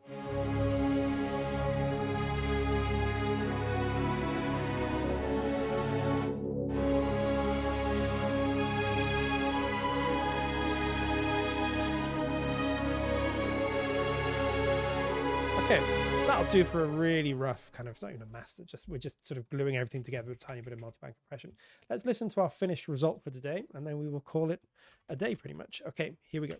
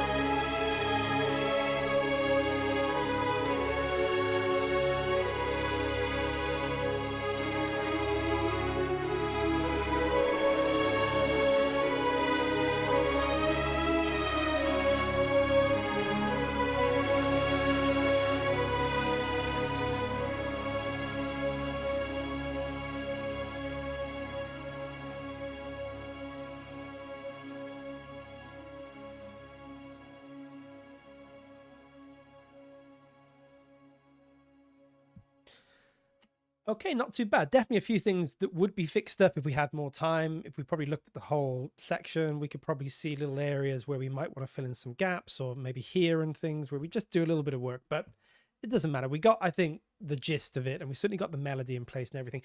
Adrian asks how they record live orchestra with these tempo changes. Very good question, actually.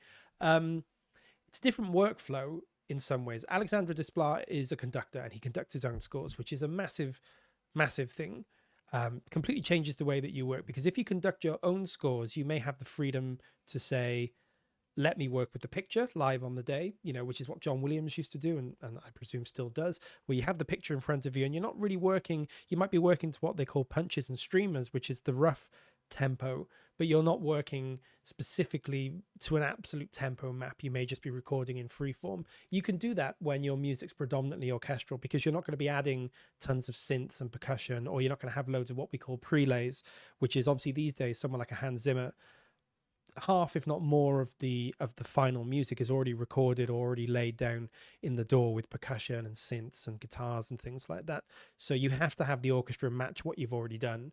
There's no way that you could record the orchestra and then go in and just start adding percussion kits and stuff. It'd be a nightmare.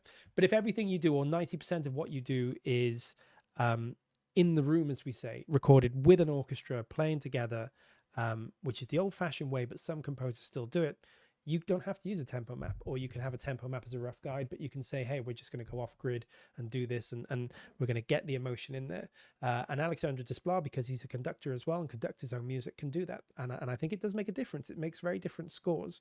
A score that's heavily door derived, and that's, the conductor or the composer are separate people, often is, I don't want to say more rigid, because that's not true. It can be very emotional, brilliant music, but it's more maybe defined, predefined. Composers like John Williams or Howard Shaw or Alexandre Desplat, kind of more organic, and they're able to shape their music more on the day. And yes, sometimes, I'm sure they probably do use tempo maps sometimes here and there, and tempos and click tracks, but very often I think they can just go for it, and they can make it work with what's in front of them with the picture. And once you've recorded it, it's great, because everything is in the room. You might have to add a tiny synth here and there, or a tiny little bit of percussion here and there, but you don't have to be working with loads of different sample libraries. So it's a really good question, and it's a totally different workflow. It's something we should definitely do a stream or a video on at some point, because I think it totally changes the way composers approach their music. If you're working very door oriented, you're going to think very differently to if you are working more as a sort of composer of orchestral stuff, working at the piano, or you're a conductor, or you're an orchestrator. If you've done something like Tristan's course, you might think totally differently about how you interface and interact with the orchestra. So yeah, that's a really good question.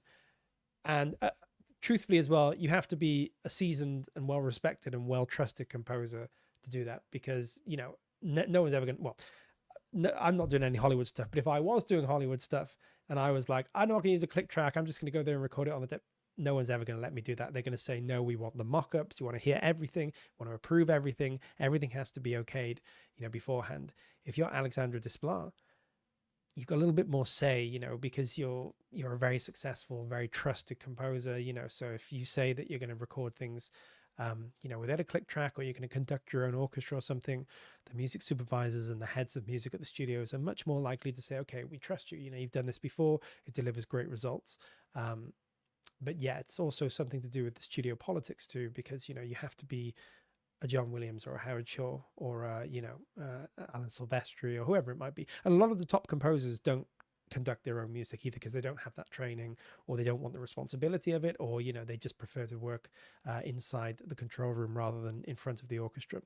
But yeah, it's a really, really good topic, and it's definitely worth talking about, because if you are your own conductor, composer, sort of all in one package, I think you think completely differently about the music, and you capture the music completely differently to if you're much more used to working inside of a DAW. So thank you very much for that question. It's a really good one, and something we should do some more research into and look at more as well, because I think that would be a really interesting comparison to see how, the music of someone like a John Williams or a Jerry Goldsmith feels totally different to the music of someone like a Steve Jablonsky or a Hans Zimmer, who are great composers, but just think very differently, approach very differently, and have a totally different sort of workflow. And the resulting music sounds very different, much more sound design focused, much more rigid in terms of time, but can be equally beautiful and expressive in its own way as well. yeah, but for this music, pretty sure recorded certainly without a click for some of it, or even if it's got a click track, that click track is heavily modified to really allow for all of these beautiful expressive moments. Okay, cool. We shall head back to just chatting and we shall wrap up. Cool, that was a really fun one today. Yeah, it's a beautiful piece of music. It's not a soundtrack I know as well as I should. He's a fantastic composer, and I keep forgetting, really. I keep sleeping on the fact that he's an incredible composer, so I need to go back and listen to a lot of the stuff that I've sort of not listened to as much as I should when it comes to Alexandre Desplat. But that was Lily's theme, rendered on Dolce, a bit of a rare just to reinforce a few lines, but mostly Dolce for the emotion and the expression. A little bit of solo with the angelic voice, and then a couple of subs as well, just to give us some cinematic weight at a few points here and there. Someone did mention about the MIDI files. I will be making MIDI files available, and I will be going back. We've got a couple on the Discord, so they'll all be on our Discord. I've posted a couple already, but I'll be going back, making How to Train Your Dragon available. I'll be making this available, and a few others as well. So do join our Discord if you're not. Do make sure you're subscribed to our YouTube if you're not, because we will be releasing more videos, and it's always great to know, who's with us and who's watching the videos. So yeah, subscribe to the YouTube, and also get on our Discord as well, which is where we will be making files available, and I promise I will. And do feel free to tag me and kick me up the backside if I'm not doing it, because I'm scatterbrained at the best of time and I'm forgetting these things. Okay, so thank you very much for joining me, everybody. This was a really fun one. We'll be back next week. I'm not 100% sure what we'll be doing, but I think I have an idea. But I will confirm that with the rest of the guys, and then we shall tell you what we're doing next. But I think that'll be a fun one. And as always, if you guys have any suggestions, leave them in the comments below, put them in the Discord. We are listening, and we will definitely make use of those suggestions. Yeah, I think that's pretty much everything. There's no housekeeping as such, nothing major to mention, other than just watch this space, because there's always going to be cool stuff going on. Of course, we do have a sale going on at the moment, so if you're not aware of that, do go over to the Audio Imperia website and check that out. Really great chance to pick up some incredible bundles, including pretty much all the libraries we've used today in different bundles. So if you haven't checked that out, make sure you do, because there's some really good stuff on there celebrating our 10-year anniversary, which is kind of crazy. I think I'm going to wrap up there today, guys. If anybody has any last minute questions or anything you want to say in the chat, do feel free. I'll be on for 30 more seconds, and then we shall say goodbye. Yeah, Lily's theme, Alexandre Desplat, really good fun. And I think that's going to be pretty much everything, guys. So I shall say good night wherever you are in the world. Have a great day, and we will be back next Tuesday. I hope you will join me then. Until then, have a great day and a great week. See you guys soon.